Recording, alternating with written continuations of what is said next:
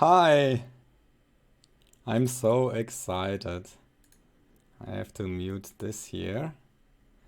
Okay. Um, it might be a little bit delayed. So apologize if I it's taking too long to answer your questions. And okay, I don't know if I'm online already. Well, okay. Wow, so many people already here.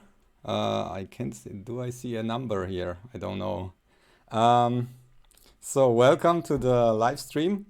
We will make a Q&A session today and yeah, chat a little bit, drink a beer, and yeah, I will maybe announce a few things. And yeah, the rules first. It might be that the chat is too much to read, and please post your questions with @bitluni so they get highlighted and I can see them. So I see already some questions here. Oh, there is a donation. Thank you very much. Who was it? Hux Harris from Bosnia. Bosna, kako se? Great. Thank you very much for the donation here. And yeah, so I would say, yeah, first of all, I want to thank you, all you people, because you are part of this channel. So we wouldn't be here if it wasn't for you all, you viewers, and for the sharing of my content that spreads in the world and yeah, on Twitter and Reddit and whatnot. I don't know all the sources where my content is linked. But thank you all for being around. It's 5 years already, so yeah, it's a little bit underwhelming to be still at 50,000 subscribers after 5 years, but I'm taking it seriously since 1 year and doing it yeah, more or less full time. So I hope I will grow fast again now this winter. And also a big thank you for all the supporters that on Patreon and PayPal and all the other platforms that I forgot right now, or all the donations, hardware donations. Thank you very much.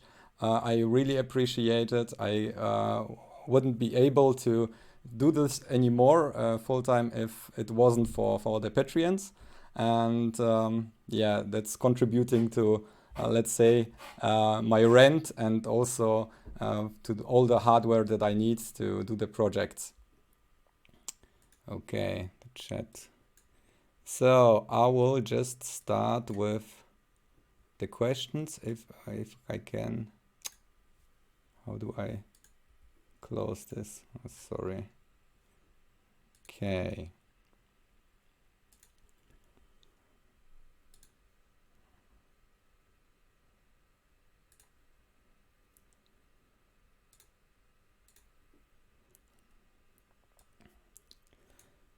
Okay.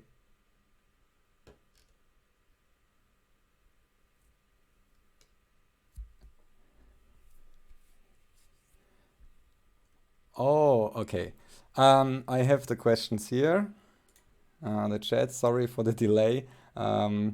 What's my job title? I'm actually a Master of Science in in software engineering. So I studied here in Germany in Darmstadt, computer engineering for 15 years. So it took me a bit to finish my master, but I took it really slow. So I was working all the time and started companies and so on. So I finished my master 4 years ago, I think. So, yeah, you can also write in German if it's easier for you. So you can ask the questions in German or Polish even. I will answer in English if you don't mind. Which one is more power efficient, ESP12 or ESP32? ESP12? I don't know the ESP12, I'm sorry. I think neither of the processors are, expressive processors are power efficient. As long you don't use the power savings mode and the low power coprocessor.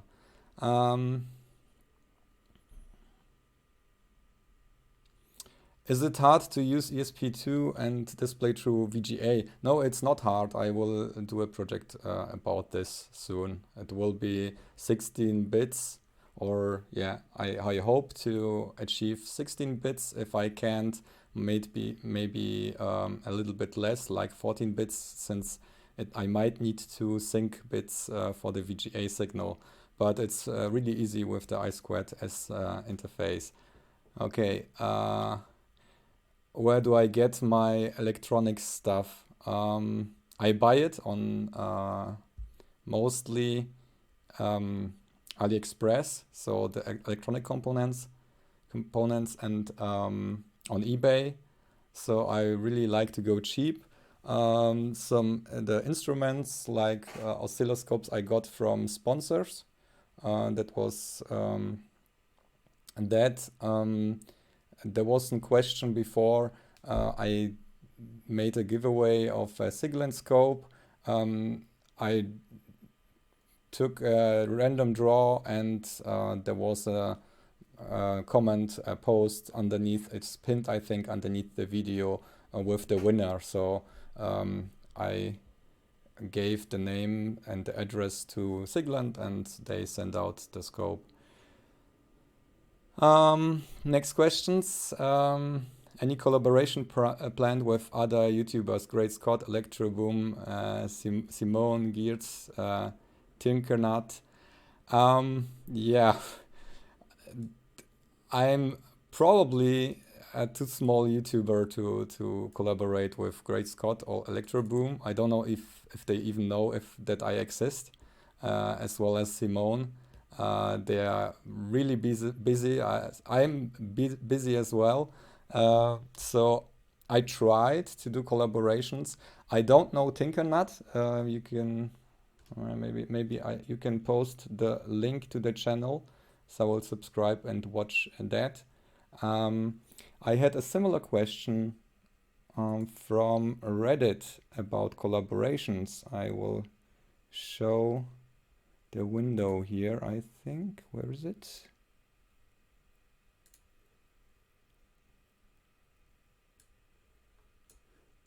Okay. So, okay. So, Crypto MKD asked, any plans for a collab with Charles Lore or someone else? You guys do amazing stuff. Thank you for that. And yeah, I tried. I reached out to certain YouTubers, but they were too busy, and that didn't happen. I was keen to do something like 2 years ago. Was it 2 years ago? Yeah, I asked to do a collaboration, but the others were too busy, and I didn't try since then. So from time to time I ask people, and yeah, often it's a no. And yeah, I'm busy as well, so it's really hard to push out videos as fast as possible.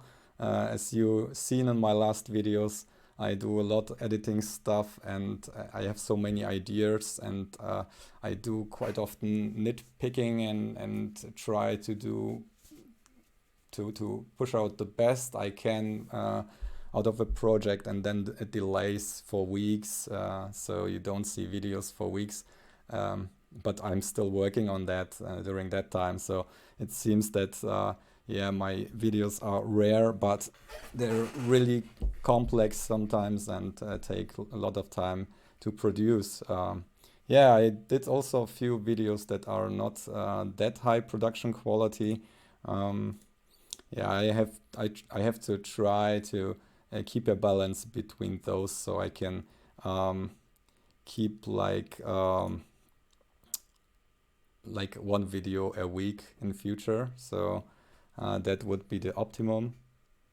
And Charles even replied here to this Reddit post, and he would love to collab with me. That's great to read. I'm really impressed of his stuff. He was one of the inspirations to start my channel 5 years ago, because I was looking for sources how to etch PCBs at home, and I watched his channel, so I found his videos about this tasks, and watched all his videos since then.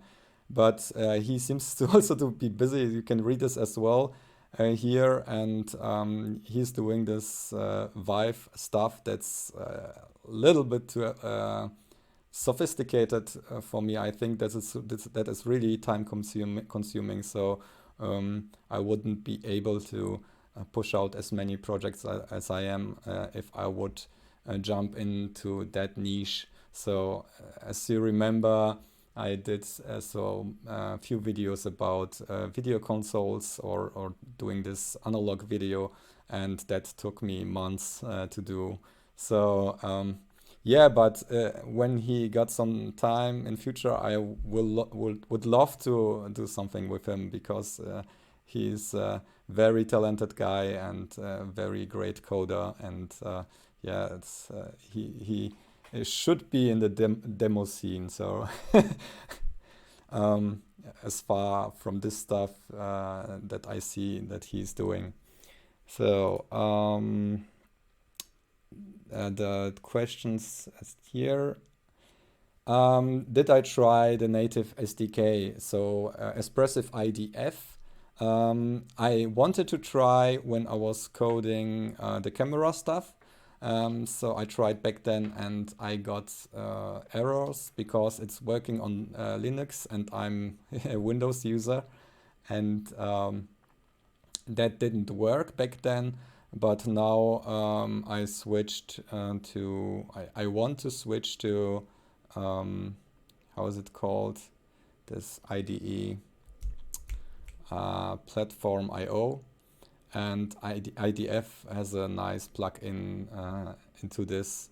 And I think I might try it in future and soon. I don't know yet when I need it. But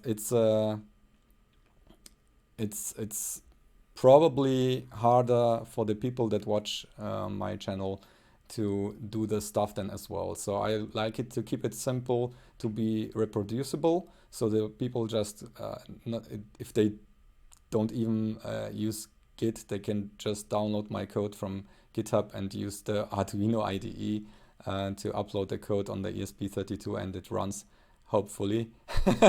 There are some issues currently I saw, but yeah, I want to keep it simple, so I avoided the IDF in the past, but I might need it in future. What do we have left?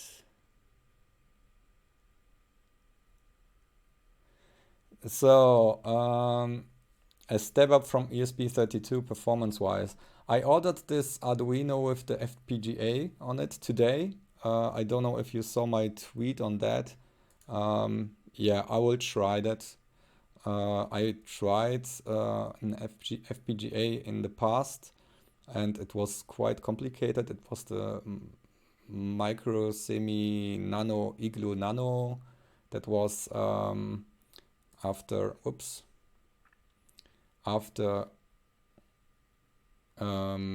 Dave Jones posted a video a long time ago about this FPGA. I tried it, and it was the software was a mess, so I didn't keep doing it. So sorry about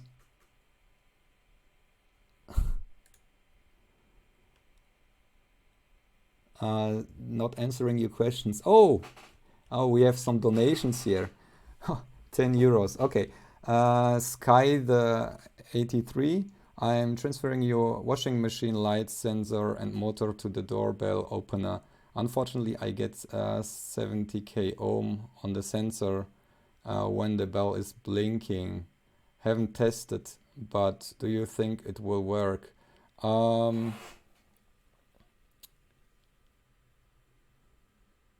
Yeah, it might work. Yes.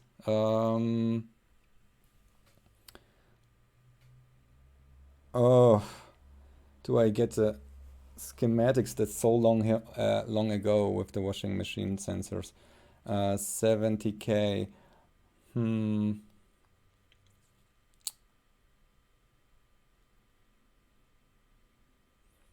What are the values? What are the values you get when it's not blinking? So that's quite important. You can always switch the other resistor. So if you're having like 100k and then 70k when it's blinking, then you can pick a resistor or maybe a potentiometer and try to find a sweet spot of the resistance. So you 100k potentiometer and adjust it, trim it to the value that works for you in all circumstances. Anna's workshop, another donation. Thank you very much. No message. Okay.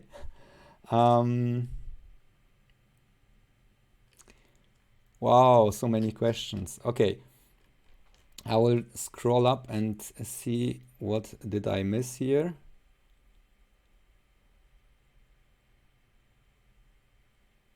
Oh, hi, all you people. I read it right now. Let me switch the screen here. Face. Yeah, that's my setup. Okay, so that was the collaboration question. Yes. So, Great Scott, Electroboom, Simone, Tinkernaut, they can reach out to me. I don't know how to contact you all, so I'm sorry. You can just post on Twitter if you want to do some collaborations. And any other maker that has somehow a channel that's of a decent quality, we can talk about collaborations. No problems. You just told you do this full time. Is this fully possible with the Patreon donations? Or are you supported by the government or any foundations? I'm not supported. I'm an artist, so I applied for this. This is called Künstlersozialkasse in Germany. So if you're an artist, you can apply for that, and then you get social security from a government's funding. So I don't have to pay 400 euros a month for my social security like I.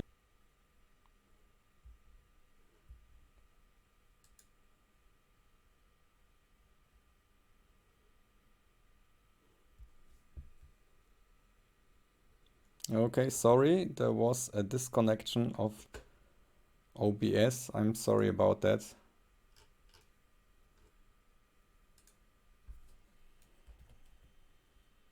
Am I back live?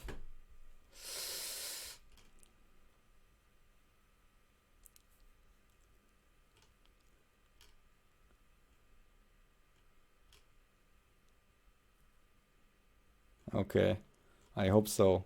I will just keep on talking.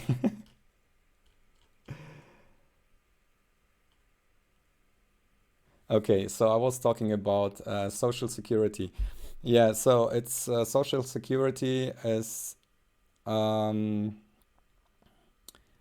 quite expensive in Germany, and that costs about 400 euros a month if I wouldn't be considered an artist. So video producing, cameraman, and so on, journalists are considered artists, and So I currently pay like 100 euros for the social security, and my rent is about a bit above 500 euros currently, and Patreon money is like almost $400. So it's like 350 euros. So it's not enough.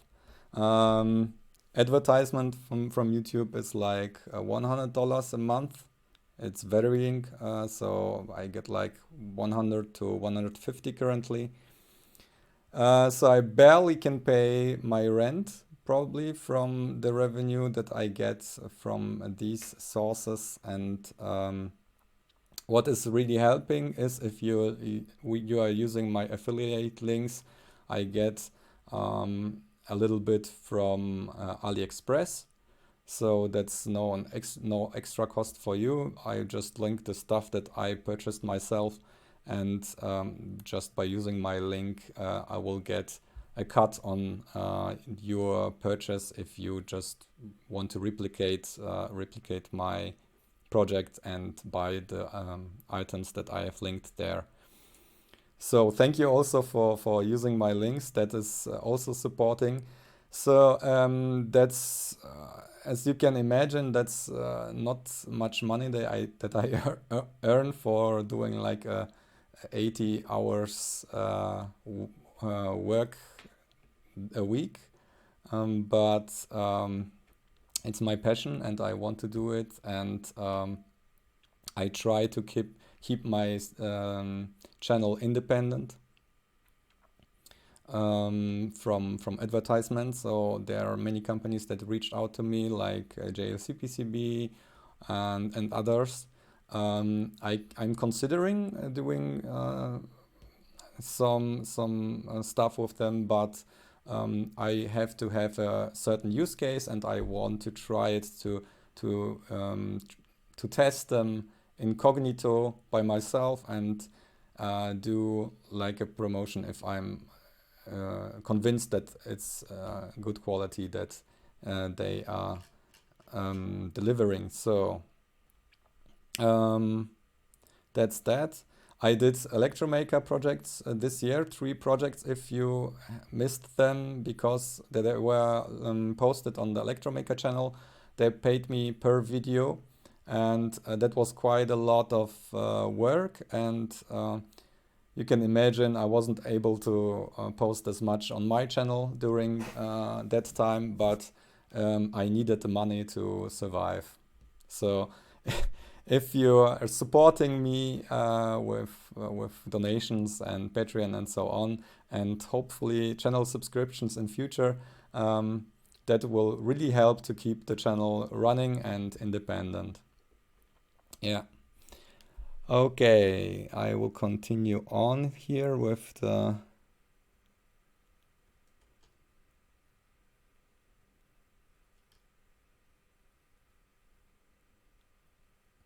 So what's the procedure if anyone wants to send me something? Just write me on Twitter. You can post like a tweet with @bitluni, and I will see this because it's highlighted in my notifications there, and I will add you and you can message me, because the messaging function of YouTube are disabled now, and but you can also find my address, my email address on my homepage. It's no secret. I often did show my address as well in my videos. So, but before you send something, please ask in advance, because I'm moving soon, and the address, the stuff will arrive here, but I have to pick it up and so on. And quite often I have some stuff around here that you might not think that I have it. So if you have something specific, just ask, and on Twitter or Instagram @bitluni. I'm not the biggest fan of Instagram, but I try to use it from time to time. You can see see also some images from my productions. And on Patreon, you don't need to support me there. You can just follow me there. And probably you can send messages as well. I don't know exactly how this works, but you can just go on Patreon and follow me. Then you will also get maybe some extra stuff without even the need to support me if you don't have the money. So that's also a way to communicate with me. Okay, whoa, I have to catch up with the chat.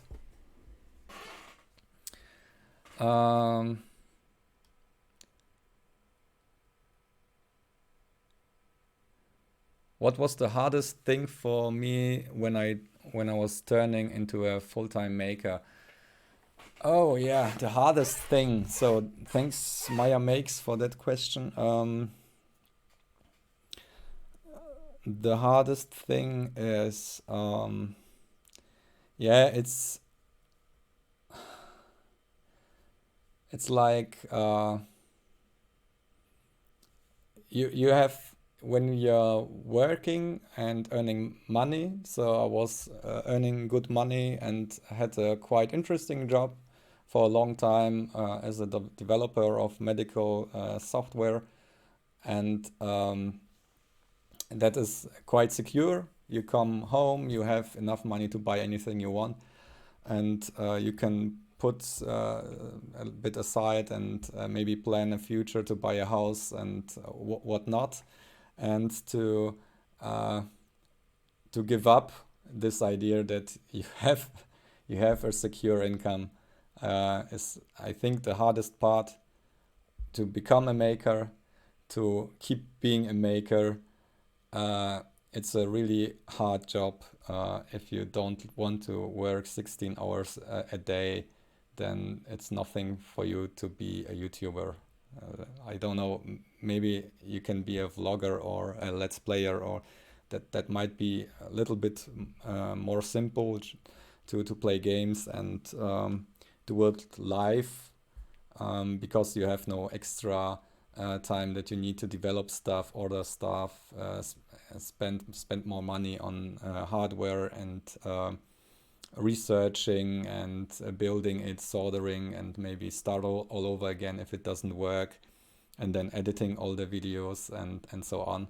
So being a YouTube maker is a hard job, but the best thing about this, I don't want to complain, because the best thing is that you are your own boss. So it's more like you have to think of this like it's more like starting a company. So you're rather an entrepreneur, and it's like starting a company and trying to get the company sustainable. So it's a tough job, I would say.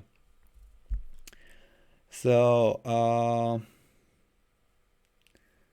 okay, so many questions. Please use @bitluni slab before you ask, so it will get highlighted, because there are too many questions here. Do a collab with the post-apocalyptic inventor. I will mention him in the video that I'm editing currently. I wanted to release it today, but it's not finished yet, where I use CRT, a mini CRT that I got sent from a viewer on Twitter. So he tweeted me and I gave him my address, and he sent this over 2 weeks ago, and I'm building, maybe I can show it. Wait a second.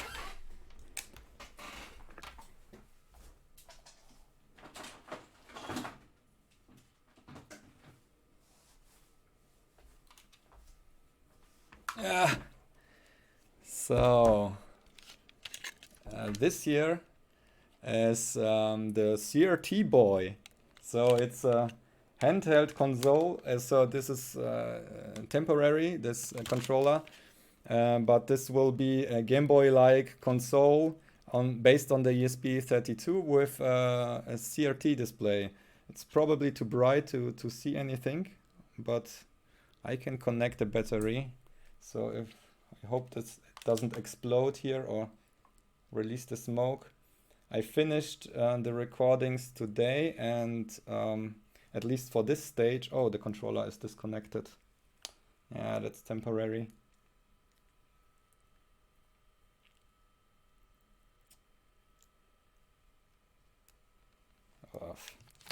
Let me put this down for a second.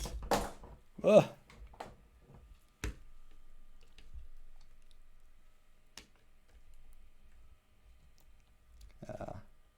Live demo, something you should never do. Come on. Okay, I will just leave the controller. I will just turn it on. You will see that it might work. Yes.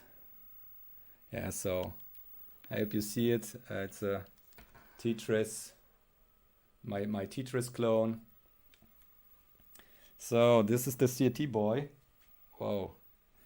Okay.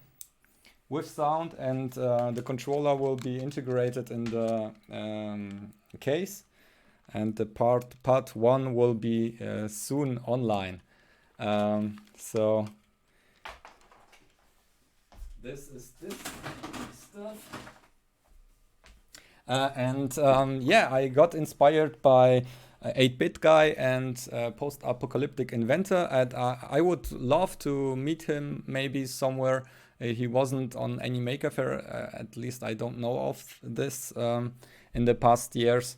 Yeah, I would love to do a collab with him if he's willing. But he's from Cologne, so it's quite a ride. I think it's like from here it's like 300 kilometers or 250. Is it like that? Probably something around that. Sure, why not? I'm open to that.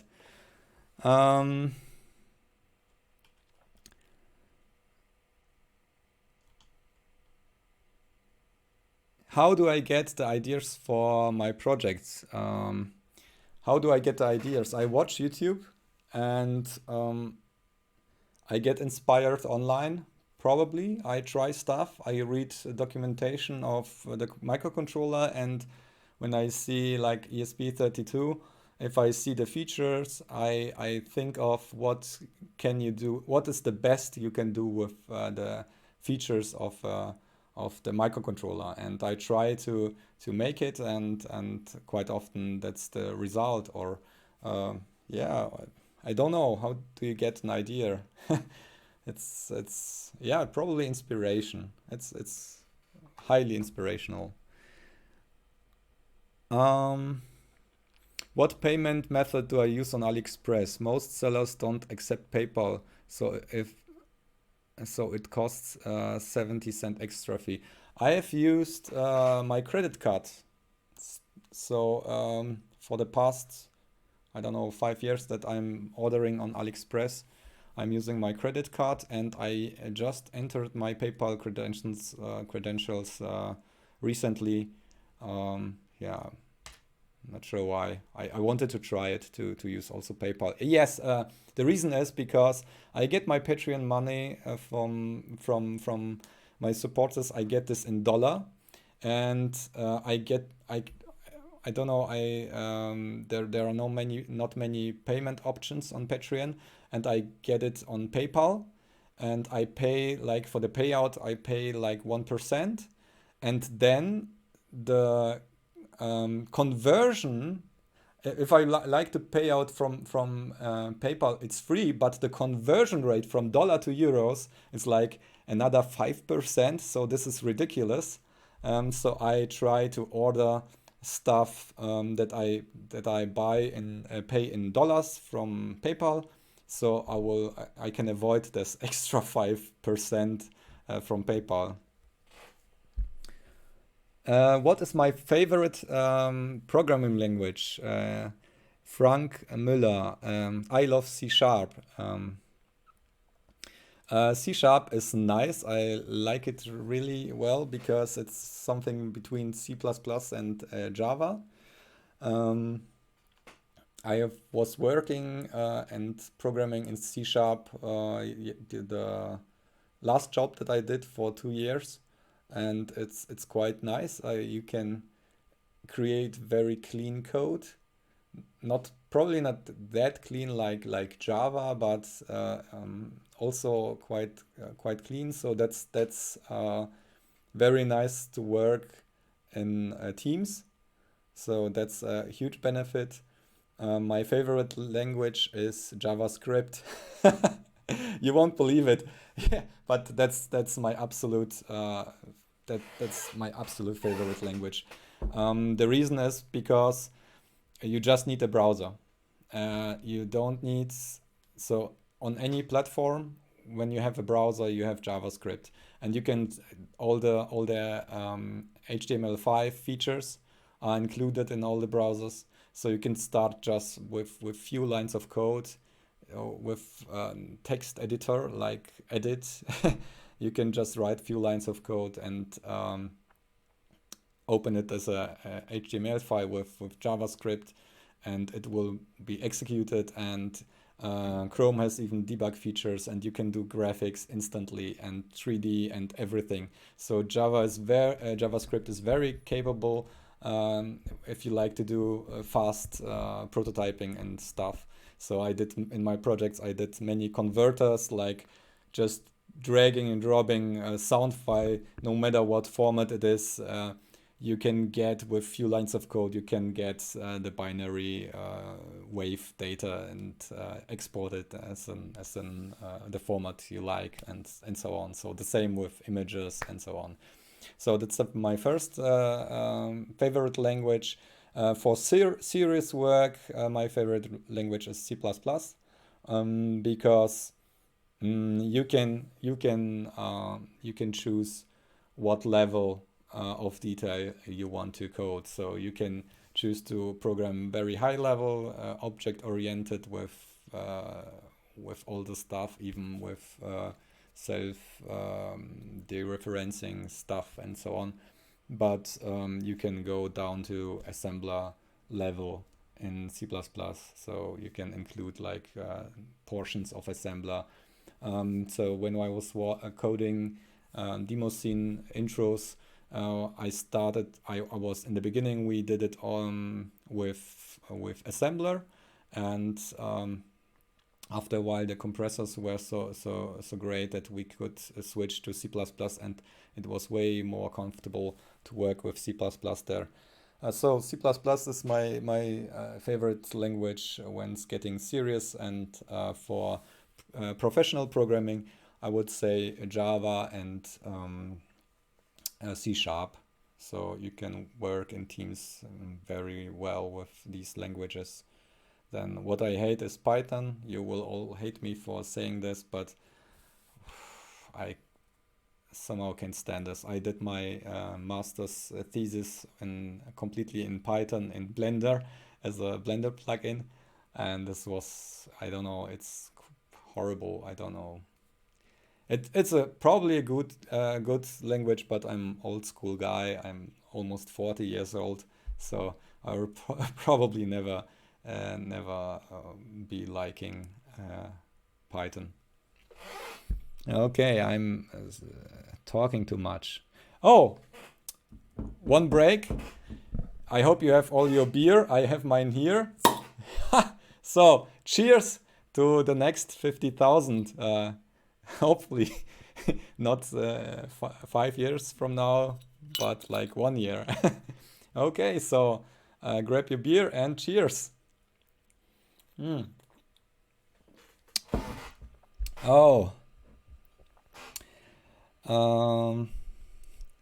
coffee, unexpected maker. Yes, I have my beer here.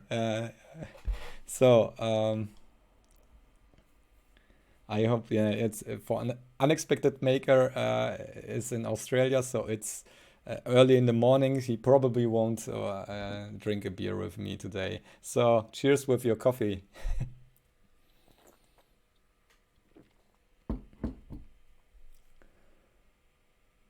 Okay.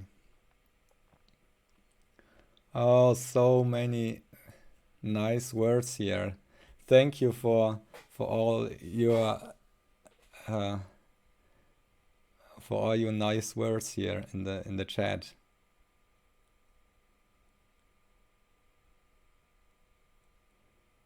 Oh, okay. Piotr Sowiński is asking, what do I watch on YouTube?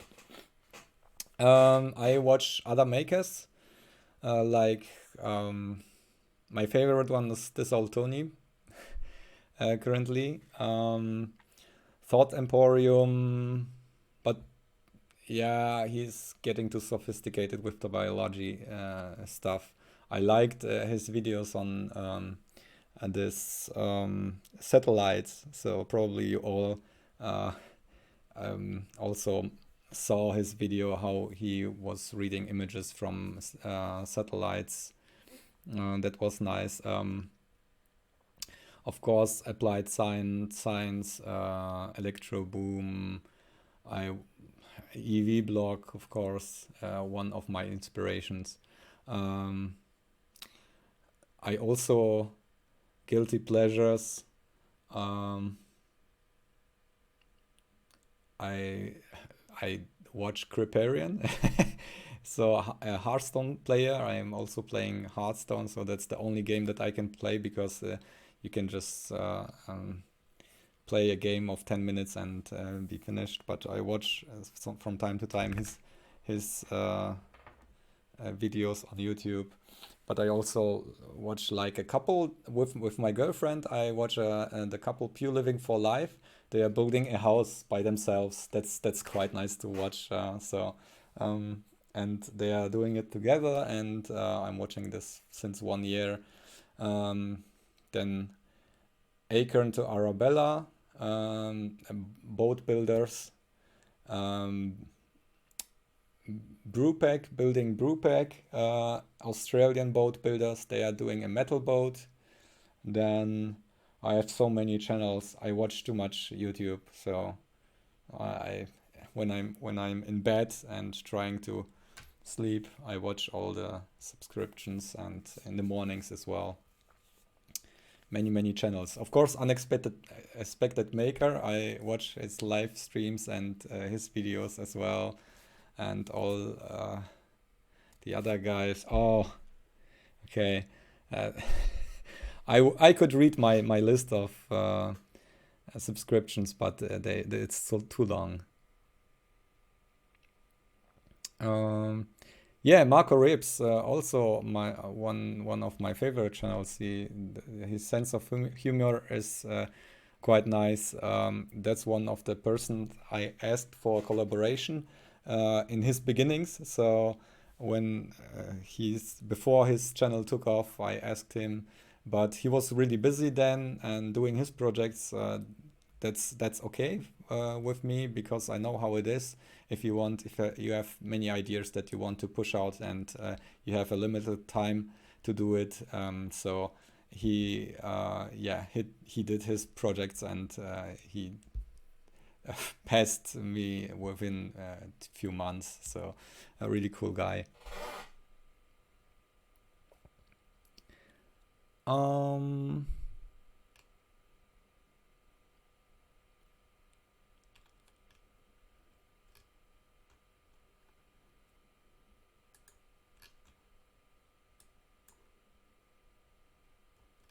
Somehow, oh, the chat is broken. I can't scroll anymore. Too many messages. Oh.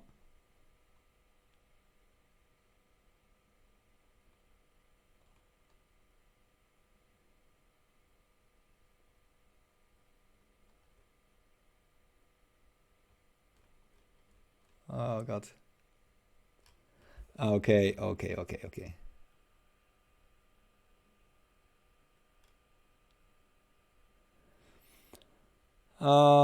Have you tried to do something with my sensors? I don't know that platform, sorry.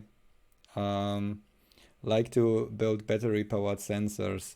Can you make some videos about how to avoid battery leakage, deep sleep? I use TPL 5110. Oh yeah, sensors, battery leakage. Yeah, probably it's not.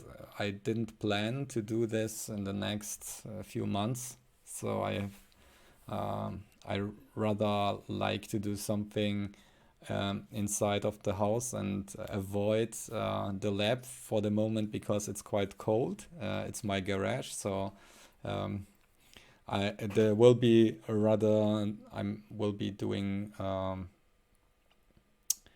like electronics and with this VGA on ESP32, and I will try to create some boards and maybe sell on Tindy if you are interested. So that's rather my plans for the next time, and I have to do the second version of my mallet spot. So if you didn't see that video, it wasn't very liked. Watch it, and yeah, that's my plans for the future, for the near future. Okay, another question to Künstlersozialkasse about Künstlersozialkasse. Is it possible to work as a software developer later again? You can always work as a software developer. Your main income must be on the your arts. So if I want to work as develop software, I have to earn more money as an artist than as a software developer to stay in the Künstlersozialkasse, so this in social security insurance. Otherwise, I will drop out after a year probably, and you can reapply later. So that's not the problem. You can switch anytime, but it might be hard to get in again. So if you once in the Künstlersozialkasse, you should stay there. So yeah. How did I find welding? Welding was nice. I did weld more. I started building the self-driving car with Jan, and all the videos. I have like tons of footage. We welded the frame, so a testing frame for the motors. So I spent really much money on the parts for the self-driving car, like 1,200 euros, almost only on the parts that I know of, and additional hundreds of euros on other supplies. But I wasn't able to edit the video yet because so busy, and my disk station died. So I have all the hard disks of the disk station lying here on my desktop and waiting for it to be back. I used the Synology disk station with 5 drives, and I have a RAID with 20 terabytes of space, and 15 terabytes are here on my desk with all the footage of all my videos. And yeah, I have tons of videos made this summer. I have recorded so much stuff that I didn't convert it to a video yet. So probably that was the reason why you didn't see much content from me on YouTube. I was doing the projects outside. So welding was really great. Hello back to Brazil. What do you think about Artikel 13? Yeah, what's the Artikel 13? Sorry, I don't know what you mean. Are you somehow connected to a makerspace? Are you traveling around to see different makerspaces? Oh yeah, long story. Story time again. So I take a nip here. I was helping to found a makerspace in Darmstadt here. That was the L1A. That was 4 years ago, 5 years ago.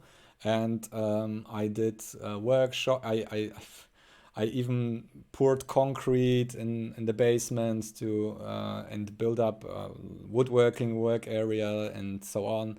Did a repair cafe. So people, ordinary people that are not capable to do electronics and so on, are coming with their broken appliances like coffee machine and the people that are in the repair cafe helped to repair it on the site, and I helped to do this, and also I did workshops on CNC milling.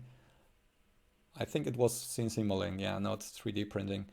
So I somehow built up that community or this makerspace, but then I was quite busy for some time, and the makerspace was closed, and I don't wanted to be part of this anymore because it wasn't open anymore for the public.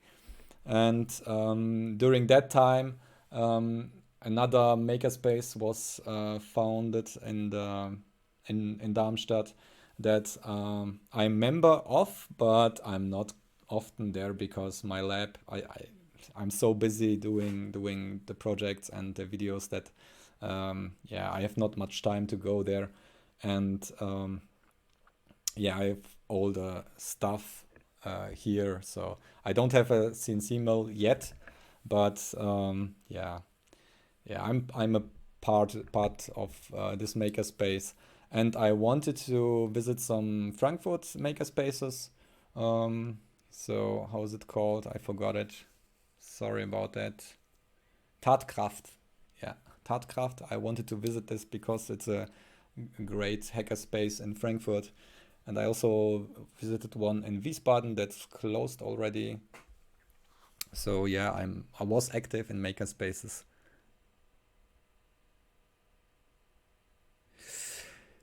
Do you have any project integrating Arduino and Python? Sorry, no Python from me. Sorry about that.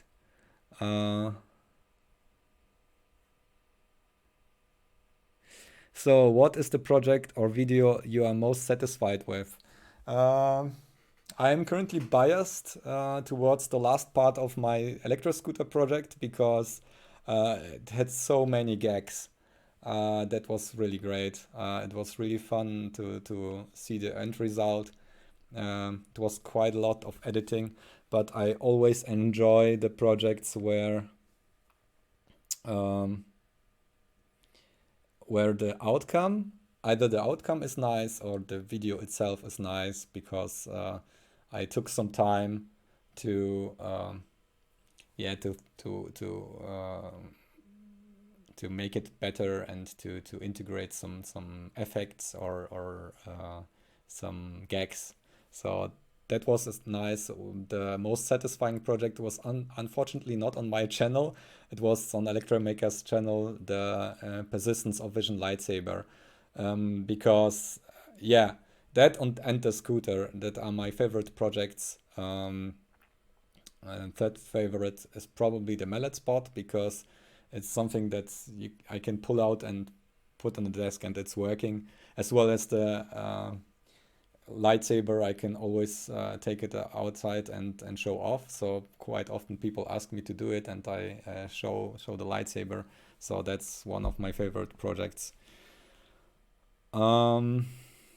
Then, did I ever have some trouble with the customs by ordering something from China? Yes, I did, of course. So from time to time, the orders above like 30 euros worth, you have to pay customs for that. And I was like, in my all the years, approximately once per year, I'm there to pay for the customs. Then it takes like 2 weeks longer for them to notify me and so on. So that's really painful, and yeah, it takes a lot of time. So customs, but I often got like packets worth yeah, more than 100 euros, and they didn't recognize it like something expensive, and I didn't have to go there. Hmm.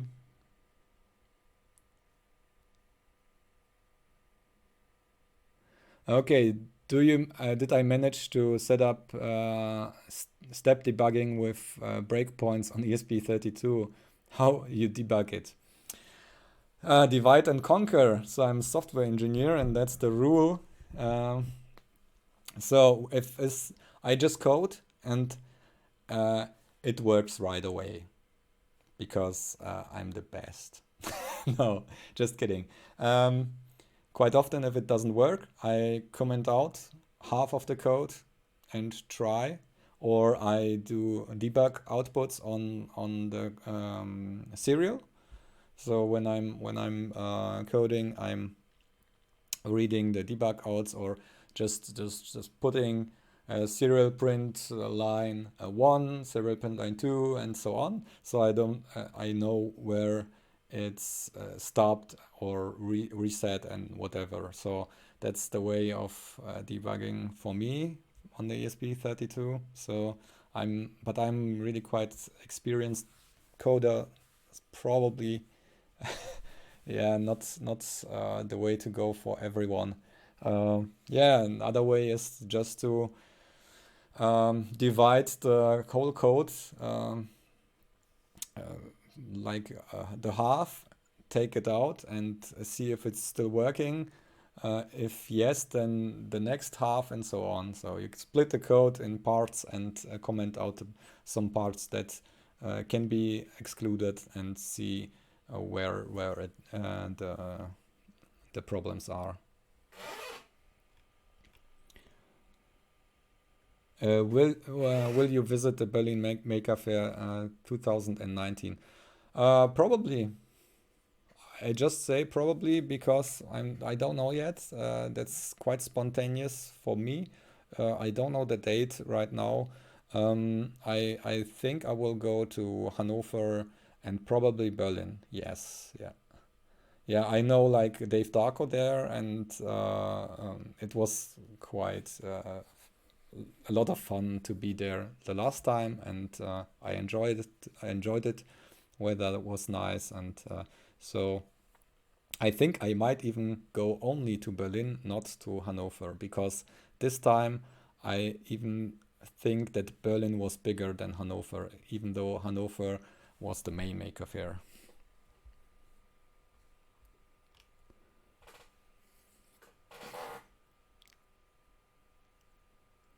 Oh, okay, a small window. I'm sorry about that. Desktop plus face. Okay, it's a small window where I'm at now. I'm probably like 5 kilometers behind on the chat here. Oh, no, that's not working. Okay, like that. Oh, yeah. Oh no, I lost track.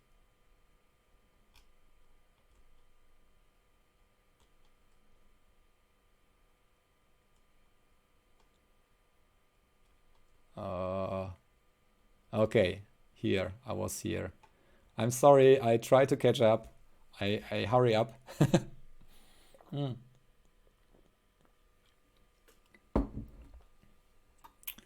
Um,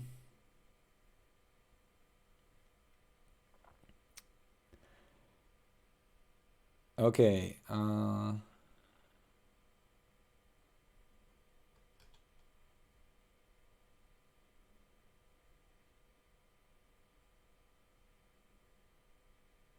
Okay, what's the fairly power efficient microcontroller with Bluetooth? Maybe ESP32?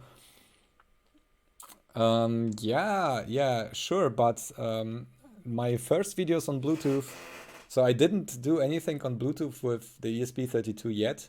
I would love to. I have researched a few projects, but didn't record anything there, or didn't finish like something tangible that I could release yet. But more power efficient are these HM10 modules that I have worked with in the past. A bummer is that they are closed, so you need to pay for the development stuff, for the how's it called, IAR embedded development.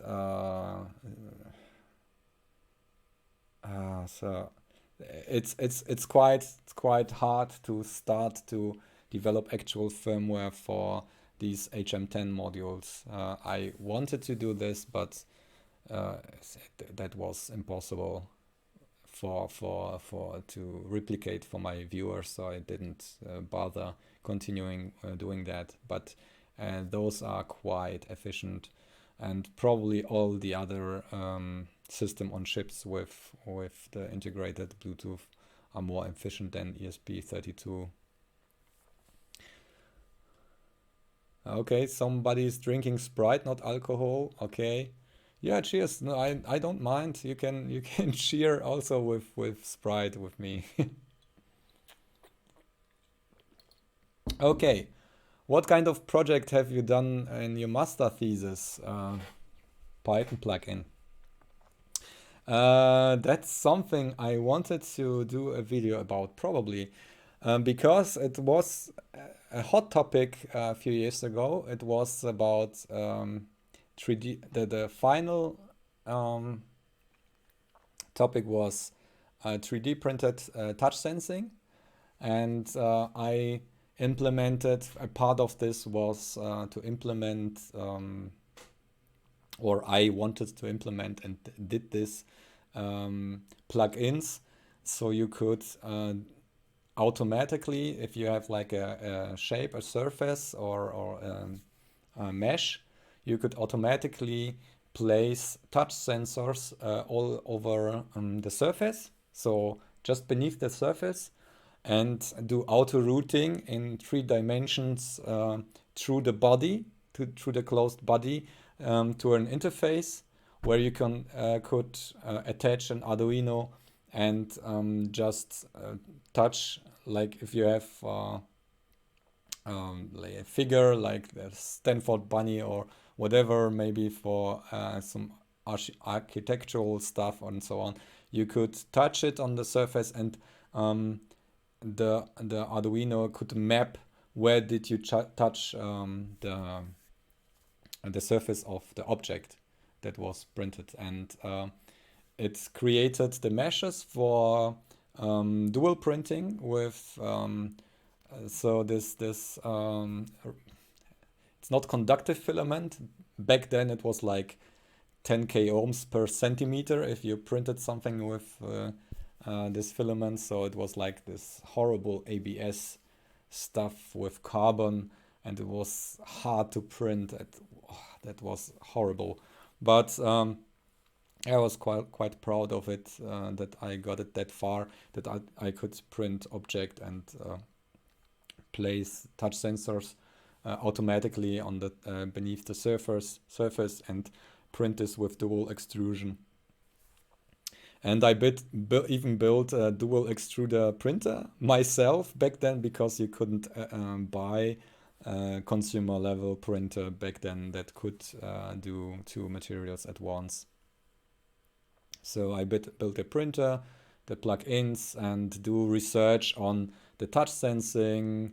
So I measured the capabilities of the filaments, and even tried to create a collaboration between the software engineering department of my university and chemistry, or material physics, so they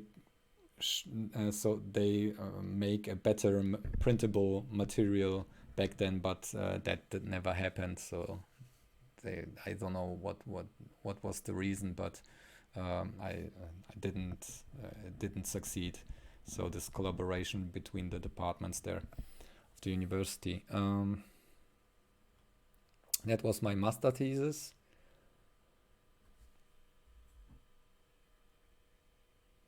So I recommend Marco Reeves if you haven't watched, similar to your style. Yes, I know. Yeah, we we have quite yeah, a similar kind of humor, as well as this old Tony. He's the spot on. That's my type of humor. I love it. Yeah, I even support him on Patreon.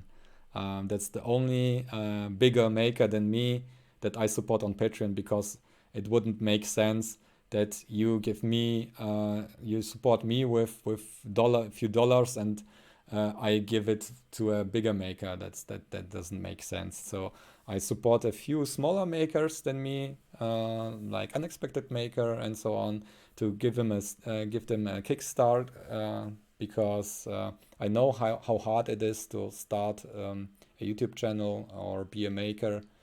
And yeah, I support a few of those that are appealing and that those who have Patreon. So I highly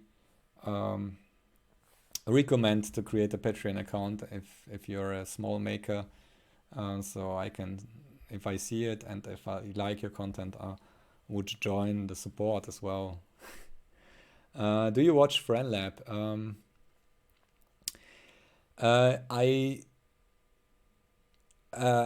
admit, yes, I have watched today a video, but it's an on-off relationship between Friends Lab and me, because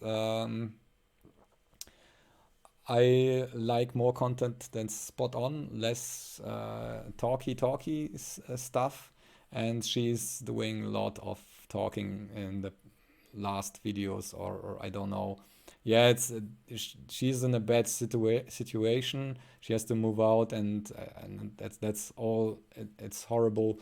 But yeah, I didn't watch all the videos in the past 2 months, like so. But I love her all her stuff that she's doing on the retro style electronics. So that's quite interesting always. So I enjoy FriendLab when the content, when it's really focused on the project. So yeah. So I just told about clean code in C#. Have you done some serious investigation about it? What is your most important clean code rule? What you hate the most? Maybe example. Oh, phew. No, that's very specific. Oh,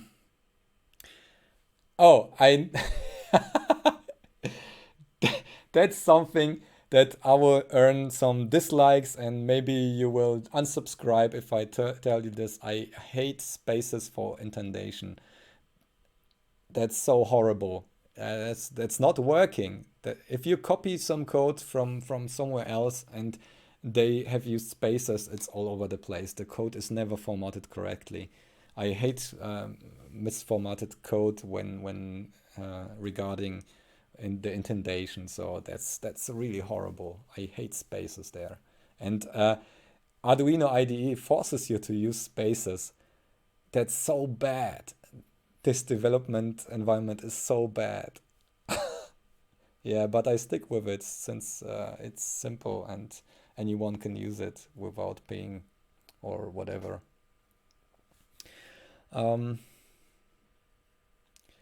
Yeah, clean code rule. Split your methods. Make them to fit on one screen. If you have never do like huge copy paste code.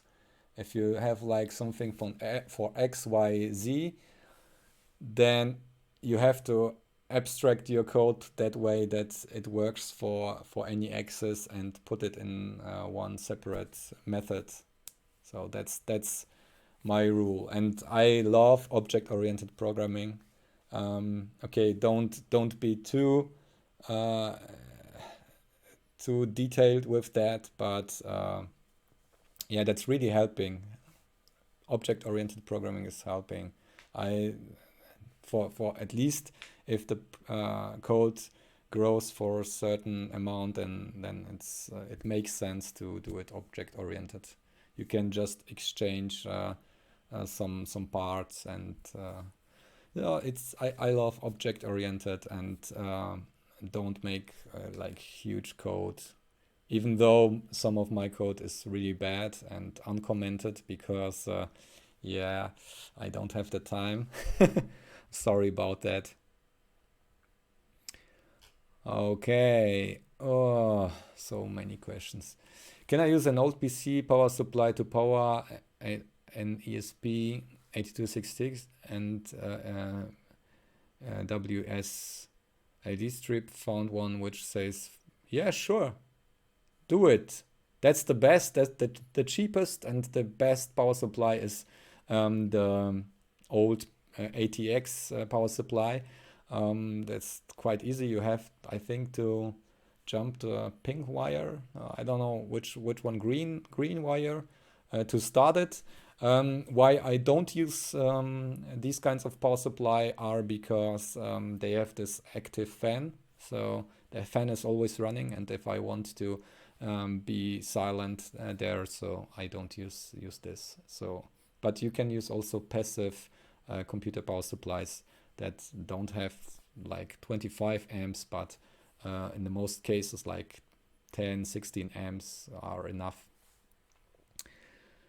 Solar, MPPT-Controller arbeiten effizienter als PWM-Controller. Nach deinen Tests gibt es einen Grund, warum es hier immer noch PWM-Controller verkauft werden. Okay, so MPPT are more efficient than PWM controllers for solar. Could be. Sorry, I don't know anything about this right now. Yeah, I just have one super cheap controller for solar. But my housemate, he does have a big controller in his van. I don't know. Could be. I don't know. Probably PWM is just still here because it's easy to make and it's cheap. It will be for another 10,000 years probably because it's cheap and you get it from China. Okay.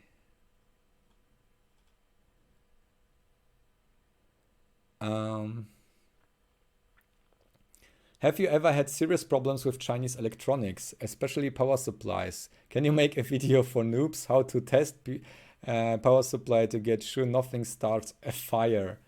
Okay, yes, I had problems with power supplies from China. They just stop working after a year. Yeah, that's yeah.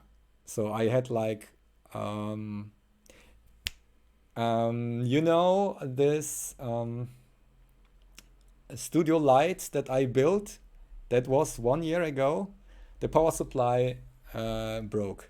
It's not working anymore. Okay, I removed the fan from inside and lowered the voltage a bit, and probably that has something to do with the fact that it stopped working. Probably it overheated or something. I'm not sure about that, but that was one supply that stopped working. Testing if it, I never had something that caught on fire from China. It just breaks and then it stops working. I had different LED lights for my studio lighting, and they both LED bulbs broke after a year, and now I have some fancier LED panels. Yeah, testing, just being around if you run them. So that's the way to test power supply if it works. Test the temperature. So if you see that it's getting hot, like 80 degrees C and above, then it's probably not working for long. Okay, can you tell us something about ESP32 and multi-threading coding? Did they fix it? I remember that you mentioned one of your friend working at Espressive. Okay, he actually is not a friend of mine. I just know somebody, or I chatted with MeNoDev. So he's also he does the integration on GitHub, Arduino integration, and I was chatting with him about multi-threading and so on.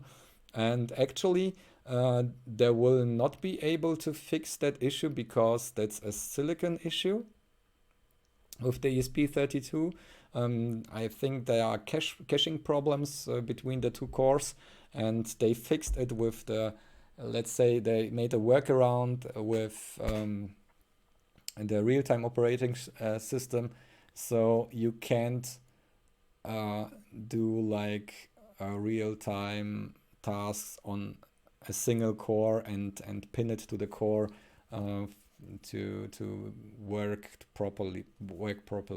So that's a really real issue with the ESP32. I would love to see a solution there. Maybe someone knows better than me about this if something happened there, but I didn't hear anything about yeah, that is solved. I don't know about the Tiny Pico if it's the same layout of the IC internally, or if it might be fixed there. So we have to ask the unexpected maker. He's the Pico Pro. Okay. Oh, any plans? Oops. Where is it? Wow, where I'm.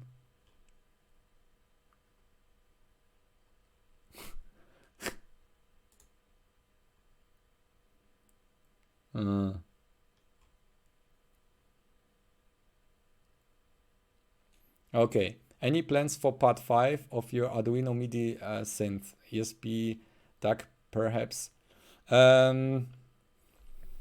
Actually, sure.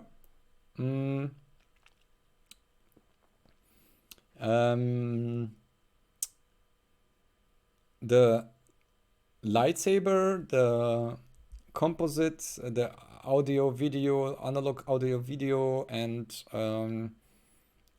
the AM radio, these all used audio. So the lightsaber especially. There is I used in the ESP32 DAC or let's say audio output there. So actually I didn't do a dedicated episode on programming audio on that. Unexpected Maker did a video recently where he is doing it. Was it the ESP32? I can't remember, but yeah. MIDI synthesizer, yes. I can do the MIDI synthesizer with the code that I did for the game engine, because it supports also the pitch, and I could use that for MIDI synthesizing. I did a synthesizer. I was showing it in a video in July, I think.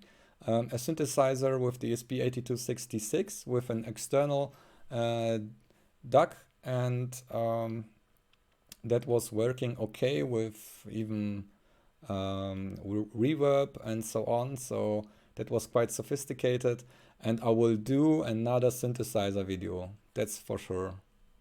CNC or laser cutter? CNC. We had a laser cutter here in the house, and it was stinking all the time, so I rather use a CNC, I think. But laser cutter is better for this acrylic stuff. So for acrylic, it's definitively laser cutter, but I would use CNC when it's applicable. Did you finish that 3D printer? I was recently working on my way through your back catalog of videos. Oh yes, thanks David Watts. You should really check out his channel. He does really cool stuff. Yes, I did. Whenever you see in my videos, whenever you see the Prusa printer, just below that Prusa printer, this huge box, there is the my 3D printer. Yes, I did finish it, and it was I used it for 1 year, and then it disassembled itself. Yeah, because the fan mount, I think it was just the fan mount that broke off of the cooling fan, and it would overheat, so I'm not using it anymore. And I thought I would rebuild it. It's way too big. It has a huge build volume and so on, and it supports dual extrusion. but every time you see the Prusa printer just below that, in that huge box, that huge box where the Prusa is standing on, that's my 3D printer that I built back then. Ever tried using VS Code with Platform IO? It's amazing. Yes, I installed it already. Yes, with the Expressive IDE, but I think I tried one project, but I didn't dive into that deep enough to be secure to use it for the projects right now. So, but I will probably switch to Platform IO as soon as I know for sure that it's something that's really easy to set up for all the viewers.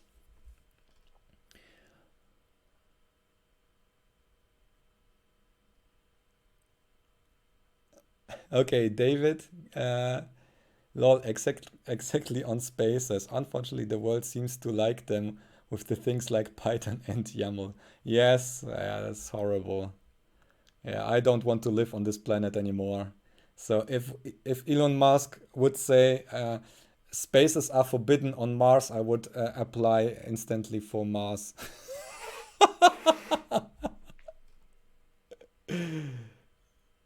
Okay, someone disagrees on yeah, on the spaces in A, C, and B, C, and good editor will treat them as tabs, while they will look exactly the same way every editor. But I hate two spaces for spaces for life. Yeah. Um, the difference between spaces and tabs is if you use spaces, then it's fixed to two spaces. But some people like me, there is like I use NetBeans IDE for development with PHP and so on. That's you can go in the settings and set the indentation to be 4 spaces for a tab or 2 spaces, whatever you like. So I set this to 4 spaces, so the indentation is really good and I can see it with my old eyes.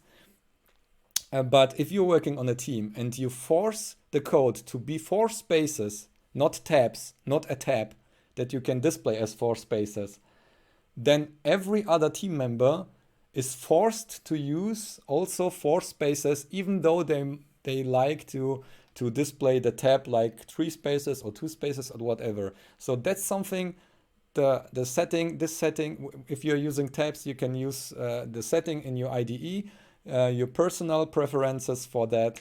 And it's always nice for you to view the code always like this. And you are used to, and you can work on a team and the other team members can use 2 spaces to display a tab, whatever they like. And it's working. But if you're using or replacing even tabs with 2 spaces or 4 spaces, that's horrible. You can't change this anymore, or you just need a plugin or a special editor that does this. Yeah, I don't like it. So that's a personal thing, I think. Okay, clean code tip. First write a comment that tells what a section does, then program it. Yeah, probably. That's a good advice. Um, I do it like that with my scripts. So when I write a script for a video, then often I get an idea for a gag. So that improves probably also a code if you write a comment. But quite often it's like that. I just write down the program, so I have to code something and it has to be fast and I need to finish my project.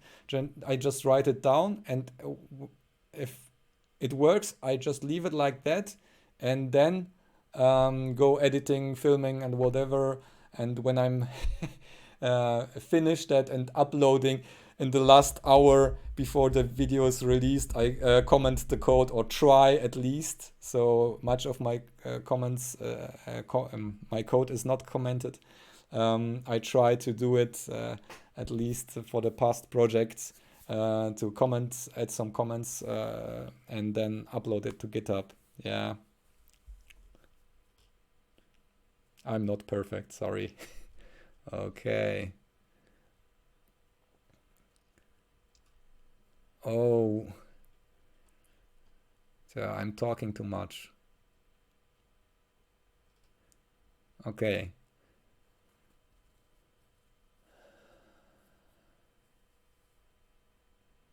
Okay, can you interface the OV7670 camera with any Arduino so I can die in peace? Yes, you can probably, yes, but you have not enough memory to store your image. There are projects that did this with Atmega, Uno, and so on. They're scaling down the resolution, and they have some assembler parts for the timings and so on. I think it was something like that. Excuse me. Yeah, but I can't remember. That's a year ago. Yeah, it's something like that. But there is code for the camera that's also working on Atmel Arduino stuff. But the code will be never the same for all the controllers. There is always a specific implementation for that.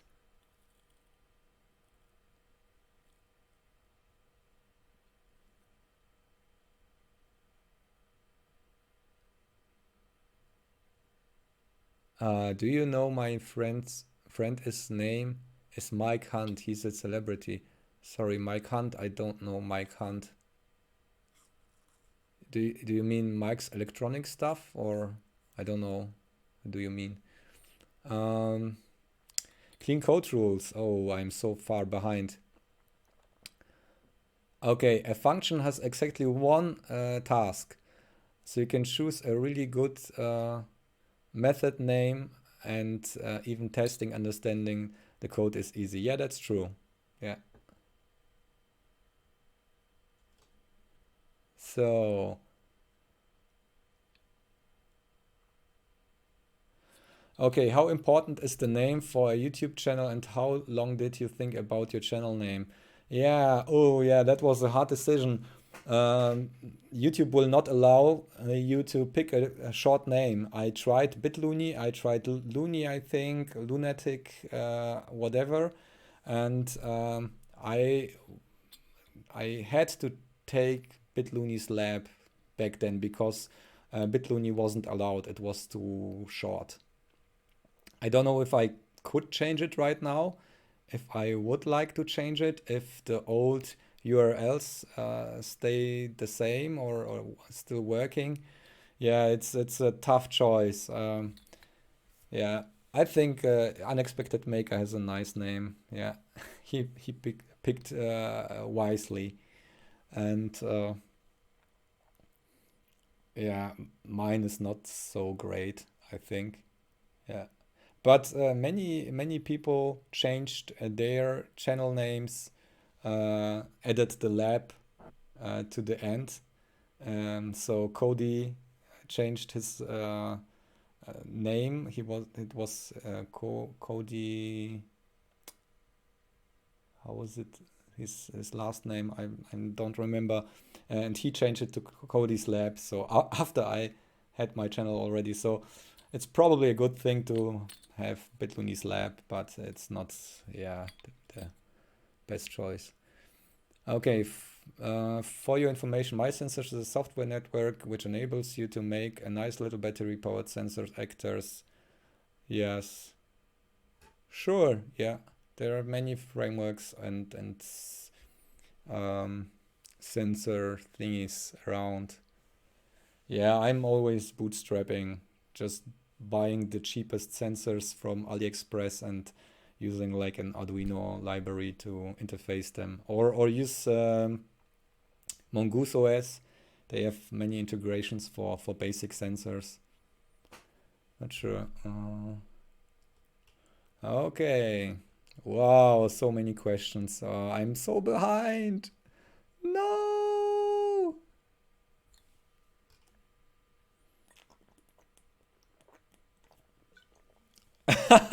Yes. Yeah, that's great. Yeah, thumbs up for that. Is the sub counter using the YouTube API library? Yes, I think so. It was a present from a housemate of me, so it's over there. It's not powered currently, yeah, but yeah, he gave this to my birthday, so it's a birthday present from flatmate.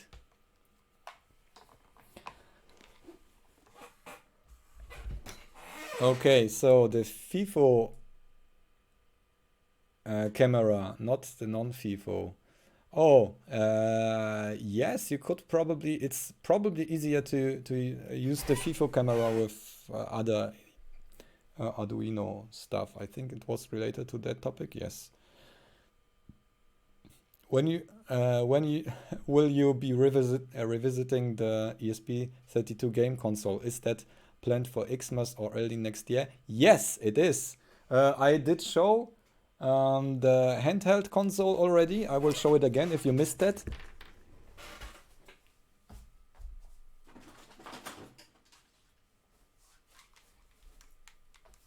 So the controller is, I will not wire it right now, but here is a soldered, that's the ESP32 board, and that's the CRT display, and we'll turn it on. It has sound already, but I need to, yeah, and here's the Tetris clone. So this is unfortunately only black and white, but yeah, it's a Game Boy clone. So, but I will revisit the code. I think there are many problems with the code. I'm not sure if it's caused by the new Arduino integration from Espressif for the ESP32. It could be that the new integration takes more memory, and you have less memory left when you start the sketch. And in almost all my implementations, I use the top maximum of the memory and whatnot. So probably that's causing the issues. Not enough memory for stack and so on. And I have to, if I didn't check for all the branches that were done from my code, if there is a specific implementation that uses only like the interrupts to transfer the images. Currently, I have like I'm using I think I'm using the built-in functions to transmit the frame to the I2S, and that's not very efficient. So I would love to not use the fixed task to so the pinned. I think that's it's even a pinned task to core, and that's not stable, as we know. And I have to revisit the code and improve it and build an Arduino library out of it. So anyone can just include the library and just start doing that. So definitively yes, there will be more on the console and on the video and stuff yet this winter, because yeah, winter is code heavy since we can't do much outside.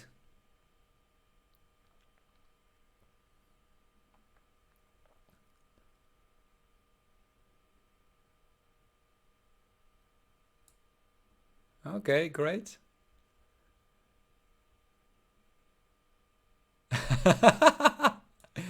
Yeah. Okay. Cheers. Percentage, it's 5%, I think. Yeah, 4.8. It's for 4.8. No, it's not pretty strong. It's the local beer from Darmstadt here. So it's Darmstädter. So it's a local beer and I like it. It's a Pilsen.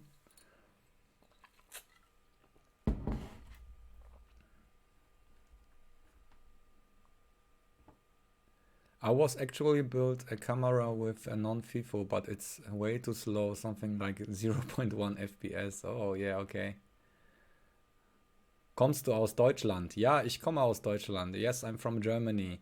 Yeah, but not originally. I'm born in Poland and moved to Germany when I was 9 years old, and that's exactly 30 years ago. Yeah, something like that. 30 years and few months. So it was summer 88 when I moved to Germany.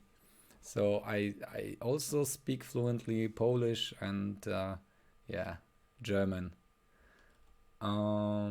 Wow.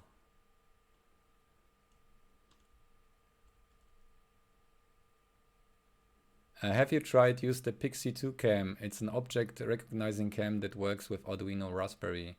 No, I haven't tried it yet. I can't afford to buy every camera out there. I'm sorry about that. Yeah, but I bought a new Raspberry, this small one, Raspberry Pi Zero, and I might want to do some stuff in winter with like signal processing on that one. So I don't know if it will be camera, but yeah, at least it will be sound. So synthesizer stuff is coming probably. Do I plan to make a live stream every 50k subs? No, I want to do live streams more often than that. Yes, yeah, yeah. I want to do more often live streams like that. On a regular basis, probably. I have like a Patreon goal from $400 on. I will start to do regular live streams, I think. That's what it says. I'm not sure what, maybe you can think of what I should stream, because I don't want to talk all the time. That's probably, yeah, annoying after a while. So maybe just showing when I do soldering or something, or welding or whatever. But yeah, I'm not sure. I did some streaming on bitluni's Trash. That's a secondary channel, and I built a spider project, and the streams are very long and very tedious to watch, I think. So I rather spend the time doing the videos, but I would like to do live streams more often. How can I expand my GPIO pins on my ESP8266, and how can I control these expanded pins? There are expansion boards for that with I2C. There are IO breakout boards, IO boards. I don't know exactly the name, but I'm using quite often the PWM board. You get like 16 PWM channels, and since the ESP modules are not capable of doing real-time PWM without any interruptions and so on, I'm using the expansion boards. So I have used this the last time for my mallet spot. Yeah, you can just watch this and take that board.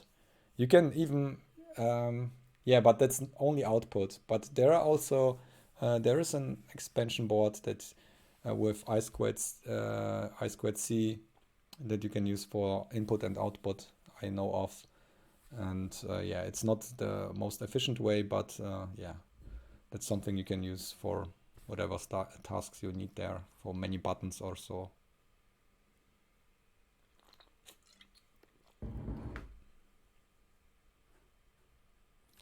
Okay, next one. The voice assistant you use the most. I'm a Google guy. I'm not using Apple. Sorry about that. Alexa, we have Alexa here in the living room. But yeah, I have Google, this small thingy, and I'm using that. I'm on my phone. I'm using very rarely voice assistant. And why? Why? Yeah, why I'm not using often? Because not sure. Yeah, I would love to do some home automation, but it's not very well integrated with the Google voice assistant, and I'm not the Amazon and Apple guy. So yeah. Is your electronics project made for just for fun or for YouTube channel, or it's applied for products? I do it mostly for fun and for the YouTube channel. So these two, I never did a product from my makings here, but I would love to probably sell some Tindy boards. So some kits of my basic projects that you can just rebuild. It would be nice. Sorry, have I missed this answer to my biohacking question? Oh, Frank Müller, I did not see where is biohacking. Was it with the donation, Frank Müller? What was the question again? Sorry about that. I can't see it anymore. I might have answered it, but I can't remember. Please ask it again. I will just reply again.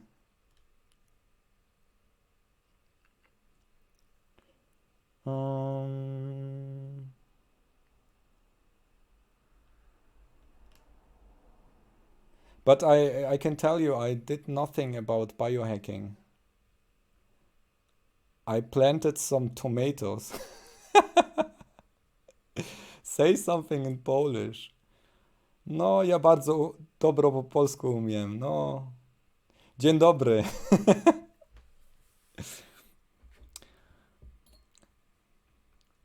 Na zdrowie, ja na zdrowie. W takim razie pozdrawiamy z Polski. No, pozdrawiamy.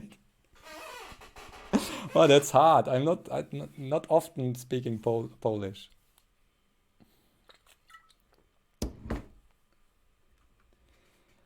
You should check out the Tenzi board. Very powerful compliments for your success. Thank you very much. And yes, sure. When I get hands on it, I have so many boards lying around here. The next thing will be probably this FPGA stuff, the new controller that I will try. But I'm not done yet with the ESP32. There's so many things that we didn't do yet. Can you tell us how you organize your stuff, your modules, your workshop, and even how you organize your tasks, maybe in a video? Yeah, that won't happen. This is really off topic, but maybe if it's related to my process in the lab, yes, sure, I could do that. I'm using Google Keep for notes. In my lab, I have just a huge wall and I organize like sensors, inputs, outputs, or diode related, or standard ICs, regulators. Then I have the one wall with resistors and compartments with capacitors, and then there are bolts, nuts and bolts in one corner. So, and I have a project box for every small project. I have a transparent box where I put everything in and I label it and put it in the shelf, so I can grab it and pull it out and check out the stuff that I have there. So that's roughly what I do about the organization there. And whenever I do a project, I don't have organized anything. I just pull out everything I need and build, just concentrate on making the thing that I want to make. And then it's a total mess for the whole rest of the week. And when done with the video and uploaded it, I clean up that's the first thing that I do after a video. I clean up my lab and sort in every stuff that I pulled out and put on the desk. And then it's a fresh start all over again and do the next project. I want to learn more about Arduino and electronics. Can you prefer me a good German book? No, I can't. I don't read books about that stuff. That's books are always outdated and on that topics, I think. It's the best you watch YouTube channels, and if you're interested in stuff, just continue watching or search for the topics and watch YouTube videos that are on point on that topic that you like to, and you get your additional information by Googling and from Arduino forums and all the sources and forums that are out there. You can also ask on Reddit or EVblog forums and whatnot. But I can't recommend a book, sorry about that. So, okay, Frank Müller, I'm a biohacker. I love to combine hardware, software, and biology on a molecular level. Oh, great. What do you think about biohacking?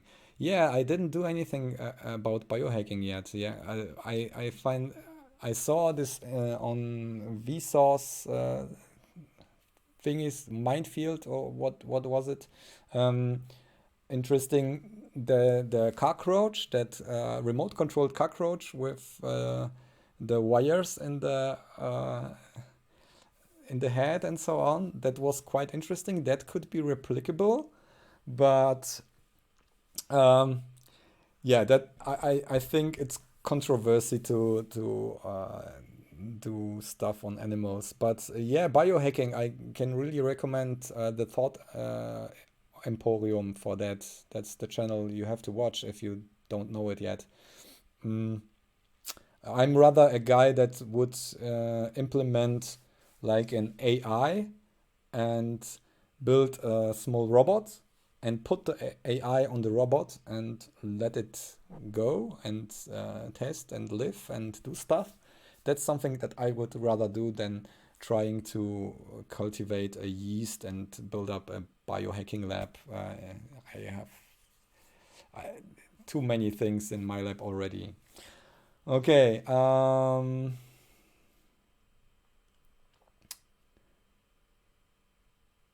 That was that. Idea for next live stream: instead of beer, drink some harder stuff. Yeah, like I have here port wine. That's something I like to, but really in small amounts. I love wine. Why not? But I will never be drunk on stream. Sorry about that. That's a family channel here. Okay, ESP Now. I don't know. What is ESP Now? I don't know it. Sorry.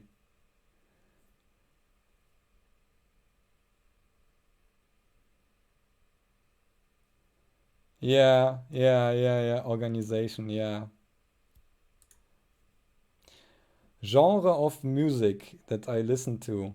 Electro stuff, chill out, and stuff like that. So not hard techno, rather like a world music as well, jazz a little bit of classic, but mostly electronica. So rather something. One of my favorite bands is Massive Attack and Radiohead, at least the most recent albums from Radiohead, something like that. But not very no metal or rock. That's not my thing. Rather chill out and stuff. Yeah. That's also music that I like to do myself. So if you I can show it. So I'm catching up with the stream, I think, and with the chat. I think I have some questions on Twitter that oh, you see all my stuff here right now. Bandcamp. Da. So with my friend Daniel, we do, and others as well, we do quite often music, and I do music myself, and If you don't know it yet, check out Darmstadt Vibes on bandcamp.com. You can get sessions like there. We can like something Orient Express. This is really ambient. So this is rather ambient music. So I will skip it to the. Can I hear it? So something like that. This is really ambient, but we do then.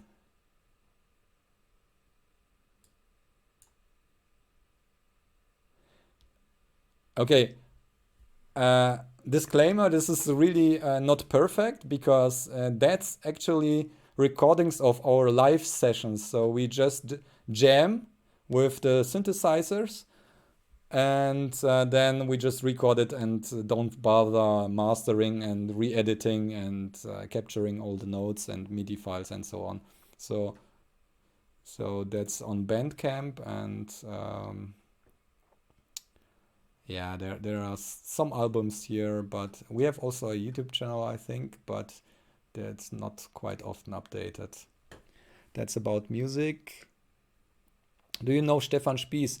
No, I know Andreas Spies. If you nice videos every week. Yes, Andreas Spies. Yeah, he does. Yeah, sure. I know him. Yes, but I didn't watch many videos recently.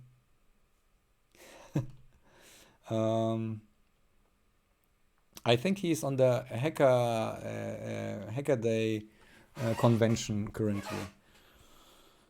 For your information, for example, we biohackers rebuilt all the laboratory machines, centrifuge scales robots, very expensive in open source manner. Yes, that's great. Yes, but I have so many topics already. I can't do biohacking as well. I'm sorry.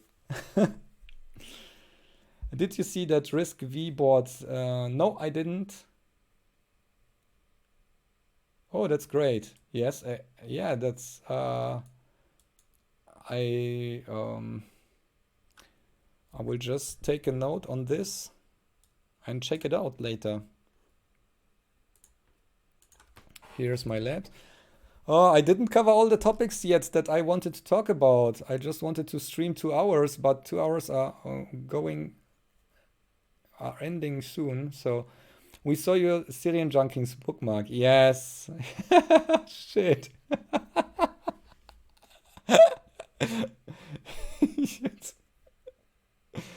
Oh, okay. Yes, I caught up with the chat. That's great. Cheers.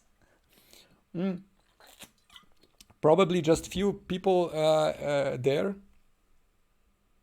No, don't go. Please stay. I have so many announcements to make. First of all, I like to thank you, my current top Patreon supporters. So these Patreons are contributing to the channel financially, and there are more supporters than these patrons, but they don't want to be named. So I also thank very much to them. But if it wasn't for Patreon, I wouldn't be able to do any of the projects in the past months. So the Scooter project, the Jacob's Ladder project, the Mallets bot, I wouldn't be able to do it without Patreon. That's the only stable income that I have currently. So great for being there. So thank you very much for all the supporters. And then I have a few more topics. Back to the desktop and face here profile. I had some questions on Twitter. No, that's not that. That's so horrible. So here, Twitter. We had bitluni Q&A on Twitter. Neocode, programming languages. Okay, which programming languages, which do I not use? Yes, let's start chronologically. I started with Basic, QBasic, QuickBasic, Pascal, Assembler, C, C++, all the shader languages out there. So shader assembly and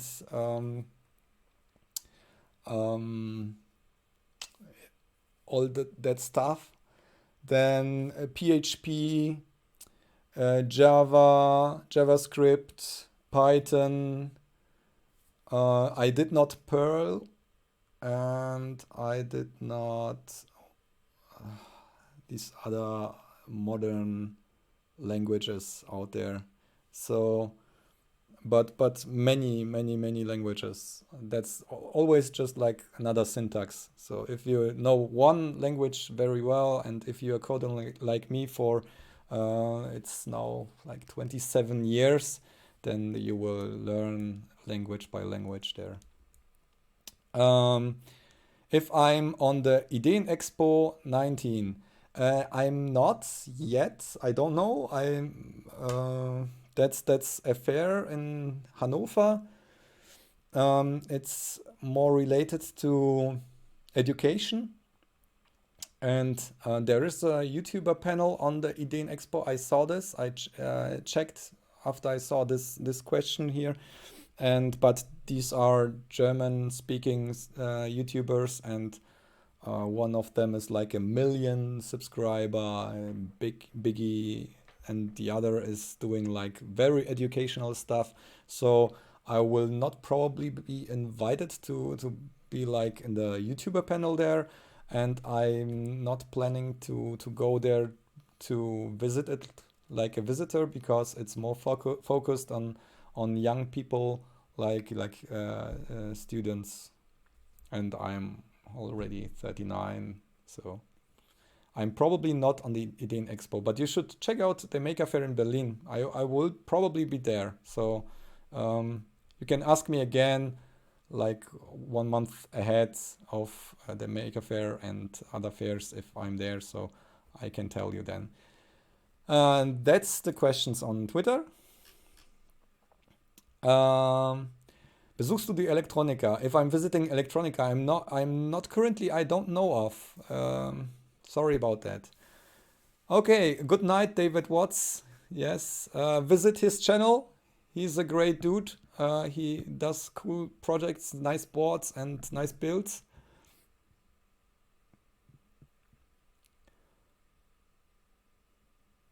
Okay, nada. One of the problem every maker faces: how to create nice looking front panels. Have you some tips? Brushed aluminum? I don't know. Probably. Yeah, CNC with brushed aluminum plate or something. That's will always be looking great, I think. How does the solar weather sensor? Does it still work? No, it doesn't. I wanted to do a follow-up on that. It stopped working. I'm not sure why, because I took it off and I recorded as well as I took it off and measured the batteries. And I think it was something with the Wi-Fi and with the issues here with our router. And probably the router forgot the IP address that I assigned to the weather station. That's why I didn't get any response anymore. But the batteries were still okay on a great level. It was like in yeah, maybe April or May when I took it off, and sun was already great, and the batteries were working well. I don't know, maybe it hung up somehow. I would like to do a follow-up on this and replace some sensors, because the moisture sensor, the humidity sensor is really bad. It saturated at some point and didn't give a good response. So I purchased other sensors, but I didn't do the video on that anymore, or yet. Yes, you can watch the complete stream after I'm done with it. Is it worth to build my own lab bench power supply, or should I buy one? It depends if you can afford it.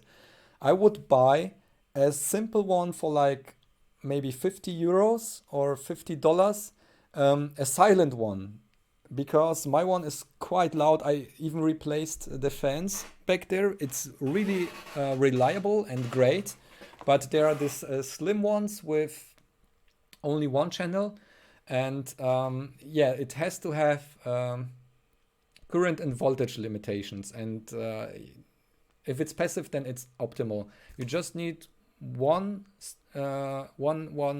simple power supply that's always working. I really can recommend this. So I would not bother to build one.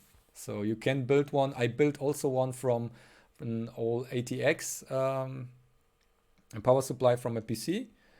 You can do it. You can just put in some 4mm connectors and so on.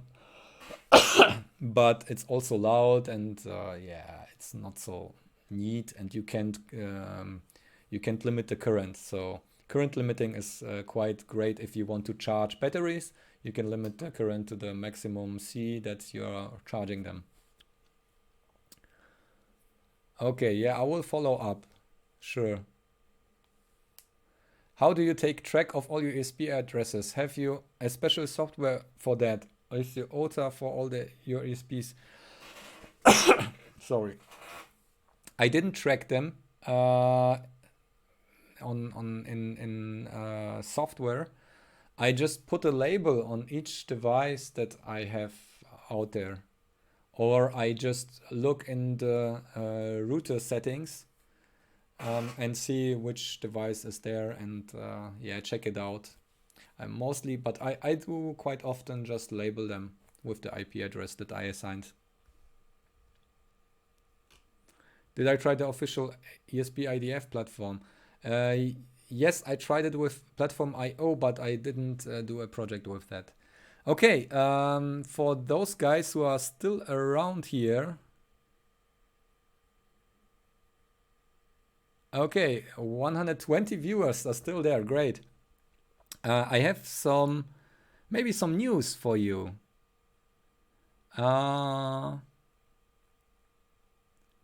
First of all,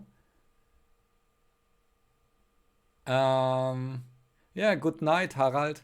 First of all, the lab is moving. Yes, I was looking with my girlfriend, Tony. You have seen her in a few of my videos, probably. I'm moving together with her, and we were looking for a house that we want to rent for like 10 months already.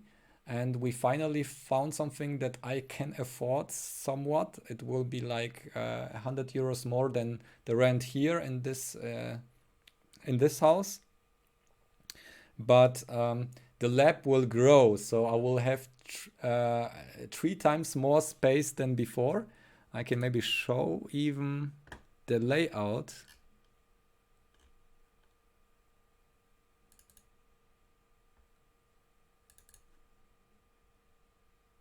So I will be moving in December. I try to pre-produce some content, and maybe do some content from the new lab and of the moving and so on. Here on Inkscape you can see Inkscape, don't bug. Where is it? Simply not working. Okay, I try it. Inkscape doesn't work. Okay. Come on. I can't move the window anymore. Why? Okay. I can't move the window. Crap. I want to show my new space. Oh, come on. Yeah, sorry, I have issues with Inkscape. I will just make a screenshot with snipping tool.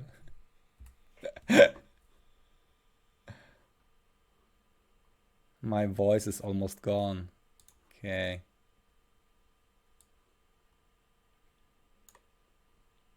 So the new lab will be in the basement of the new house and not only in the garage anymore. So you can see, can I zoom out here?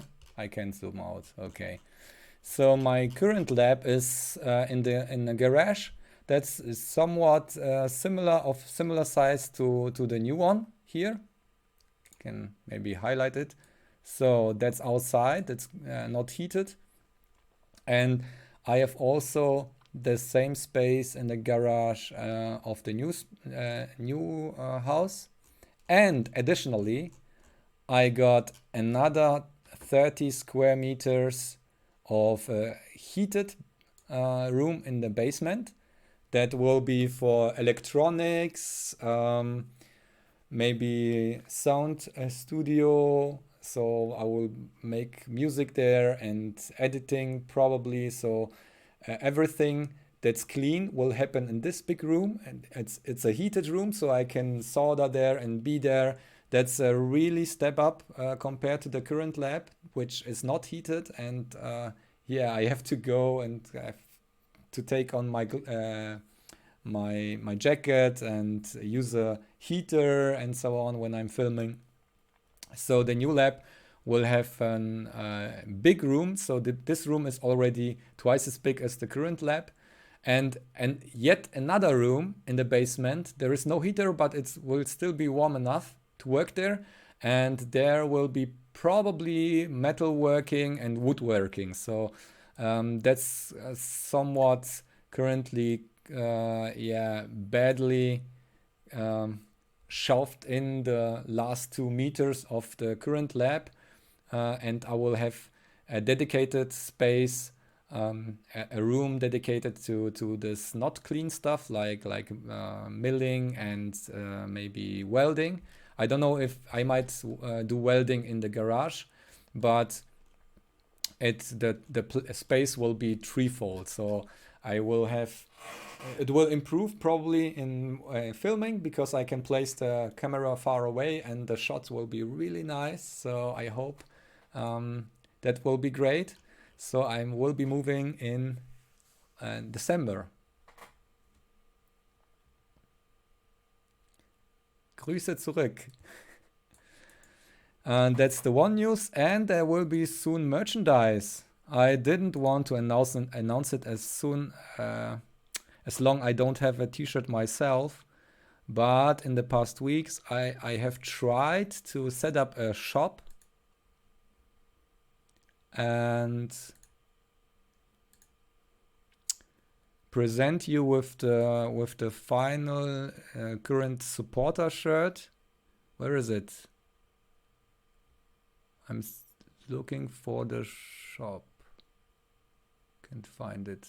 Sorry. There is it. No. No.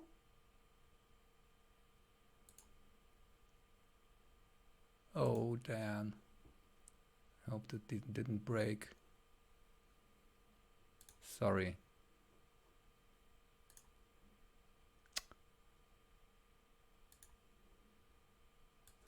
So, yeah. Yeah, that's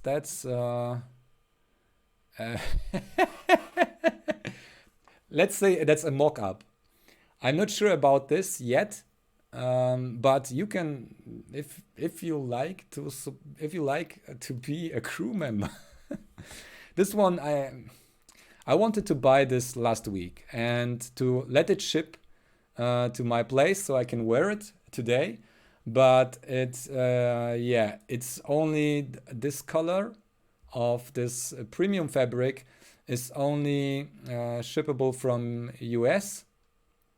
And so this is the front of the shirt. It will be bitluni's lab crew. So you are a crew member since you bought this shirt and are supporting the lab. So it's also, you are a part of the lab as a viewer, as a fan. So I wanted to give you the chance to, I don't know, to maybe buy this t-shirt and support me a little bit, and you have a nice t-shirt, a nice red t-shirt if you like, and on the back you have this nice bitluni in a bitluni font style, this crew here. If you don't like this red, if you're a shy guy, I will wear this t-shirt. I will order it from US soon and wear it in my videos. But I have also the white version here. So this is the white version. Everything is in the original bitluni color. It's like 800000 hex. So it's a dark red rather. And this is also the premium fabric, and this one is also shippable from Europe, but so you have a faster shipping there, but you can order also from the US. It will probably take just a little bit longer to arrive if you want the red one. And yeah, here there are some, I don't know why. Teespring, I tried many platforms. I have set up many shops and tried to find something that's acceptable from the price point, with support that's high enough to support my lab. So not only if I like Spreadshirt and so on, the t-shirt without any margin that supports my lab would cost over 20 euros already. So I don't know why. You can, Teespring is very cheap, but it's really bad. It's really buggy, and it's horrible to set up. And if you are a girl, it's quite cheaper. So it's like, did you see that? The price is jumping up and down. So, what the heck? I don't understand this. Why is it switching the price here? I don't get it. Ah, yeah, that's the unisex. Okay, that's the other one. That's the sorry. This shop is so confusing. You can't. Okay, so this is the male one, and girly shirts are here. You can see this is the girly shirt.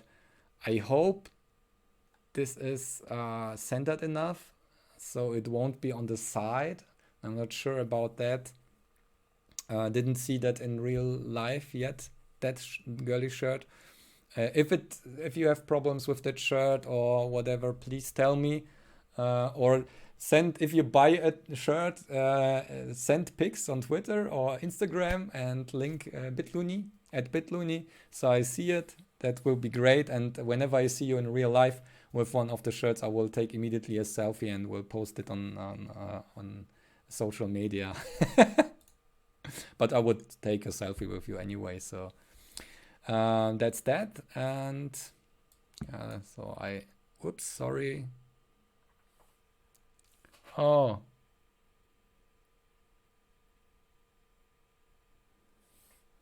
Okay.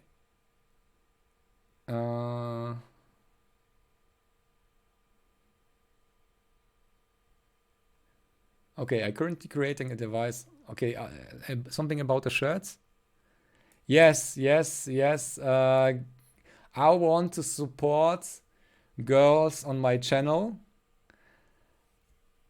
The demographics are 3% women, 97% dudes on my channel.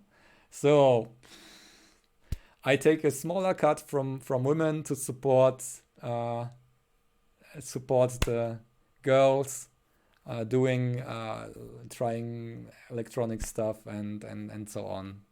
Please rather buy, if you're a girl,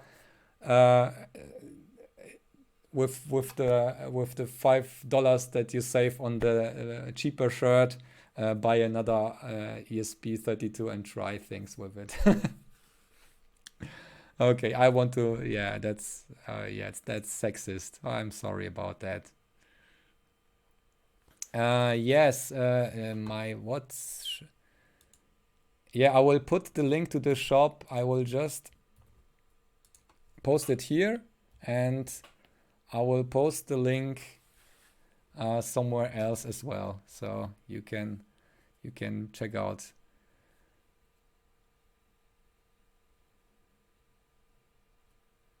Oh, David, yes. Oh, thanks. Yes, yes, yes. I you will be mentioned in the next videos again.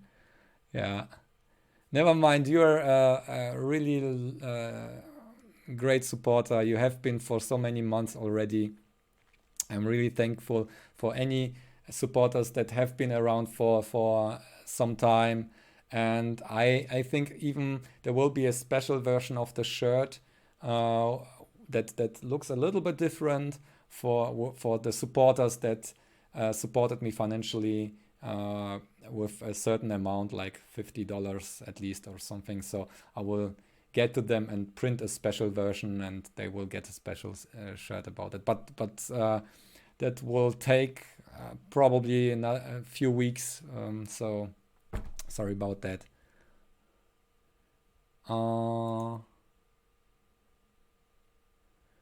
Okay, so back to your project, Frank Müller. I currently creating a device for unlocking your PC by putting your how is it called?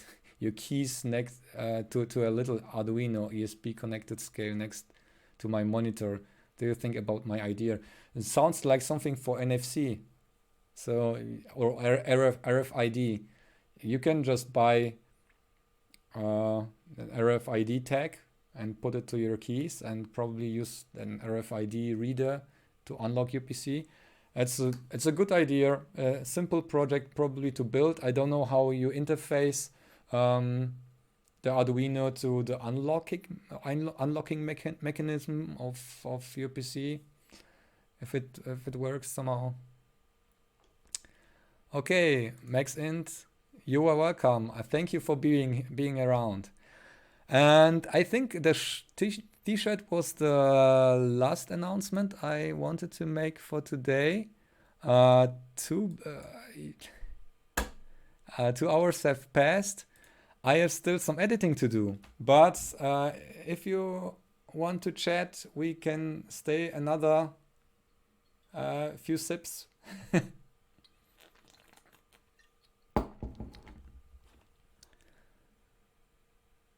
Okay, I'm not sure what you are seeing right now. Face. Ha! Okay. Whew.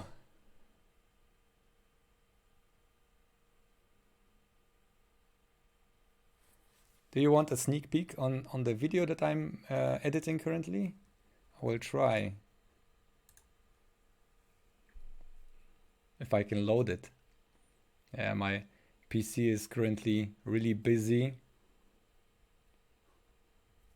So, as soon this stream is over, I will go back to editing, since I want to keep the videos coming.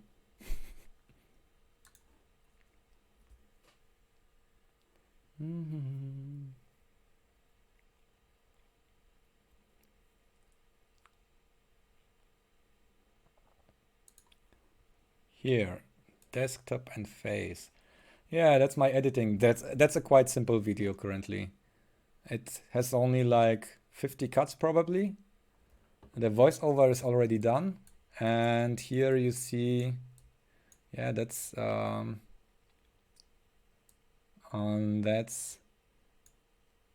yeah, that's the CRT boy. I will call it CRT boy. So the Game Boy is CRT, and I'm currently, I think yeah, what I'm doing right now, maybe you can hear it.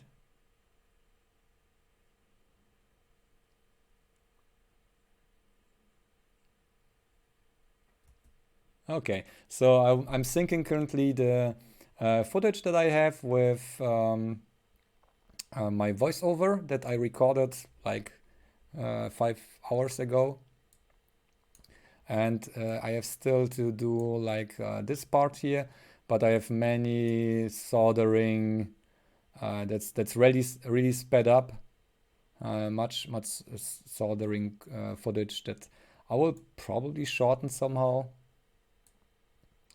And yeah, the first part will be not very impressive, but at the end, yeah, we will be able to see at least a messy soldering job here with, yeah, that's the board without the ESP32. And here are all the wiring. Yeah, that's the first part of the CRT boy. But I already did some for some stuff for the next part, so I'm a bit ahead, I think, with the content. But yeah, I have to do the editing today, maybe tonight. So that's that. Okay, Frank Müller, it must be really expensive. Yeah, my new house, it will be very quiet. That's okay. The internet is not so great, so the upload speed will be only 10 megabits. But I hope that this stream is 10 megabits. I hope it was okay for you. And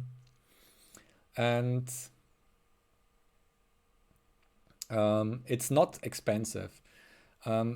Living in Darmstadt is more expensive. So this house here that we are renting, we are 4 nerds that are living here in this house. We are paying without heating and all the stuff and electricity. We are paying like 1,250 euros or something around that. And the new house will be 800. So it's way cheaper, but it's really remote. So it's not a big city close by. Fulda is the next city close by.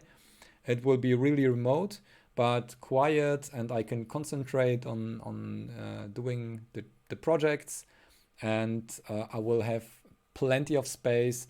And finally, I can move in together with Tony, since she's living in another city currently. So we just see each other 2 times a week. And we can move in together and have a, plan maybe a family if I ever earn any money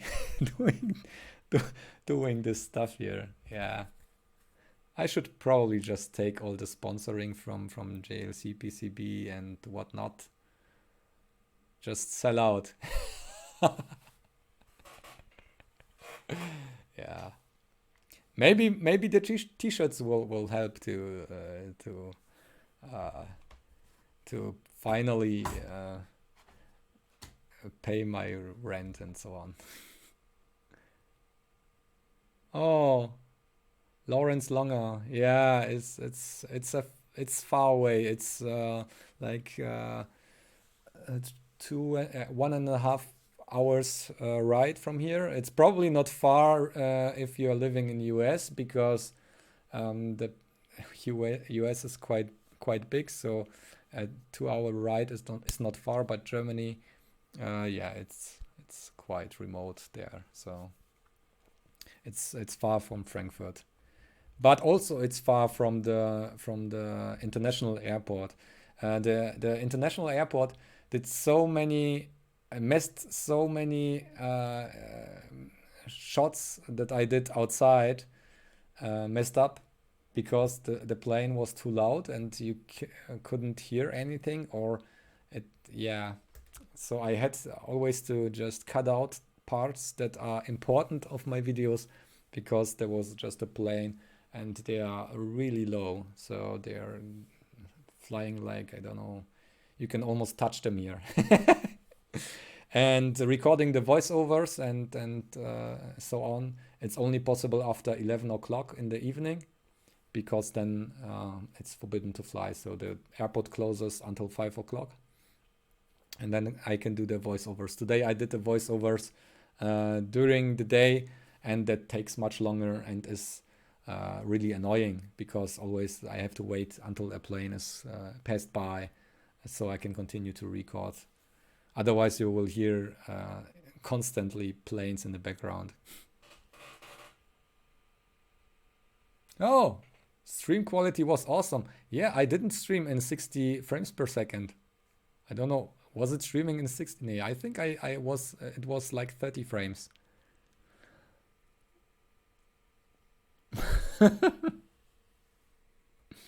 Okay, because your videos are so funny, your live stream should start or at least end with a nice joke, I think. Okay, I will maybe think of something in future. I didn't prepare anything right now. Yeah.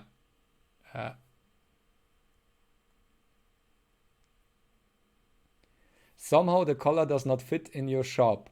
For me and for Lawrence Longer, it took more purple. Look more purple. The color of the shirt, yes, probably. Because there is no specific bitluni color, but that's the color that I like the most of the red t-shirt. So it's more a wine red t-shirt. I hope it looks great. I will buy it and I will wear it, so you can just wait until you see it in one of the next videos. And I will try to, yeah, I will see if the color is great. Otherwise, it's a really bright red, so more like a signal red, and that's not really matching the dark red of my bitluni red.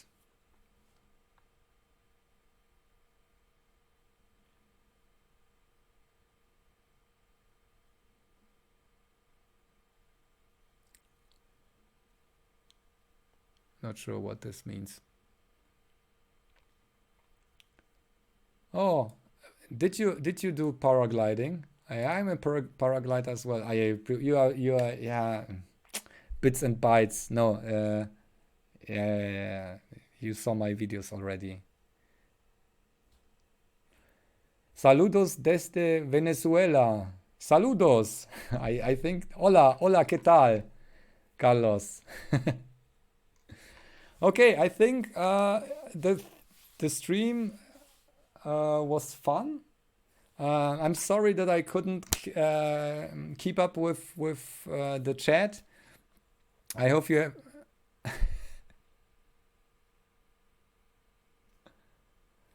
I hope you have enjoyed it.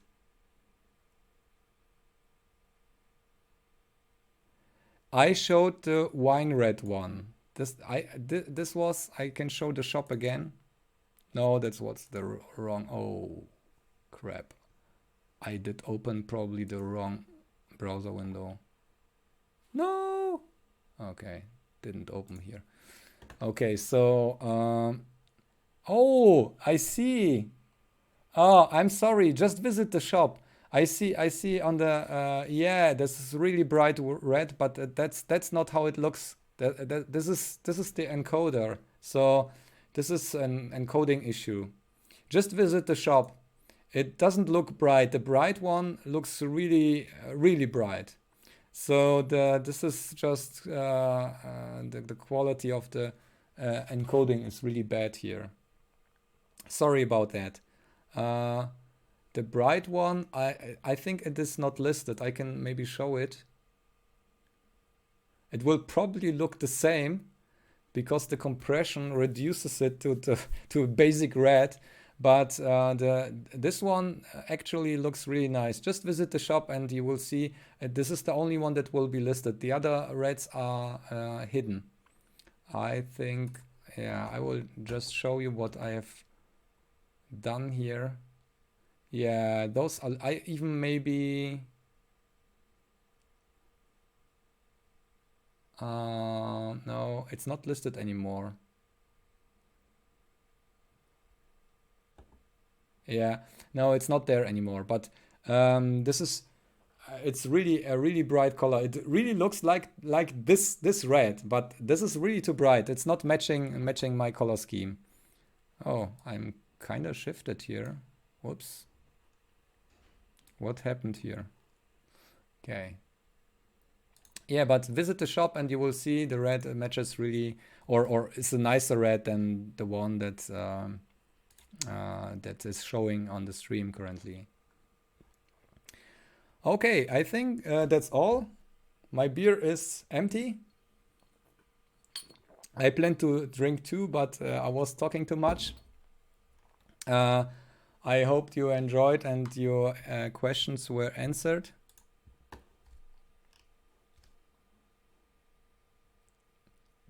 Yeah, good night to Dresden. How many languages do I know? Okay, Jose, I know like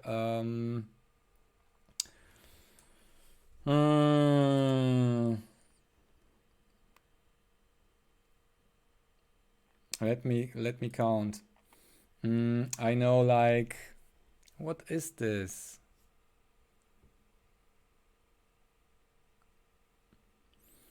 Good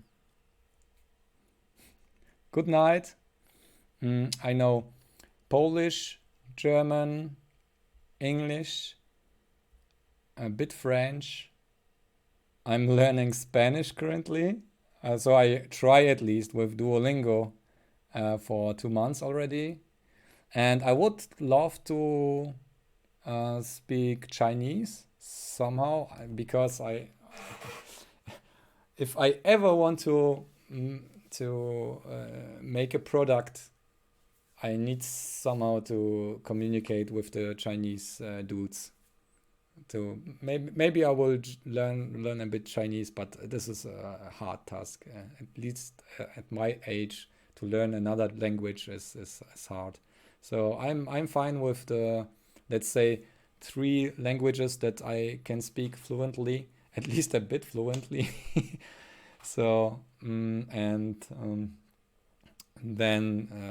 just another one like French. I understand quite much in French, and all the Romanian related languages are quite easy to understand as well. So at least when I read it, I understand this, like Esperanto and so on.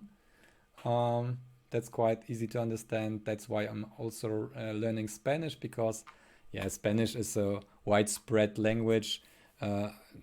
It's yeah, it's a bummer that I couldn't pick Spanish in the school.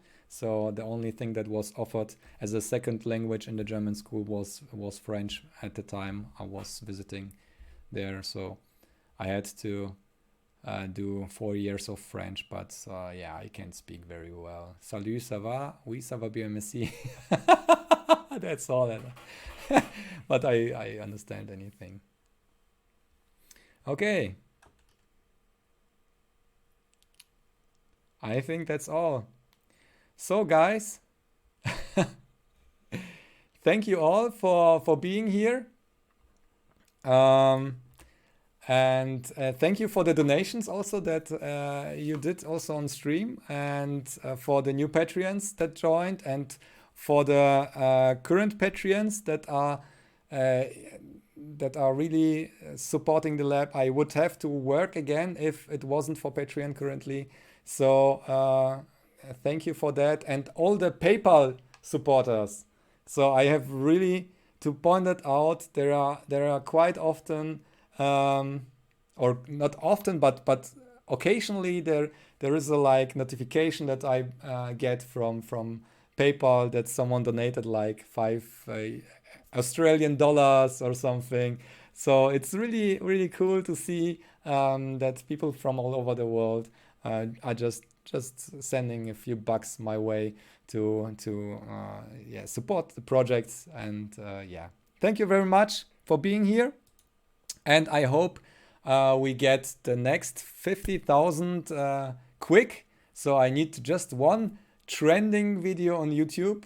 So next video that okay, this is a joke. Next video, top 5 Maker mistakes you wouldn't believe caught on camera. That's the next video I will make.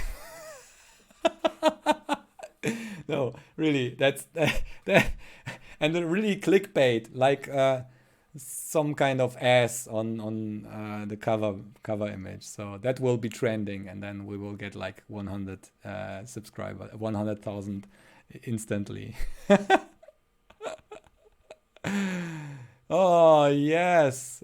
So thank you, Unexpected Maker. Yes, 100K by December. I hope you have the 50K by December. So go to Unexpected Maker.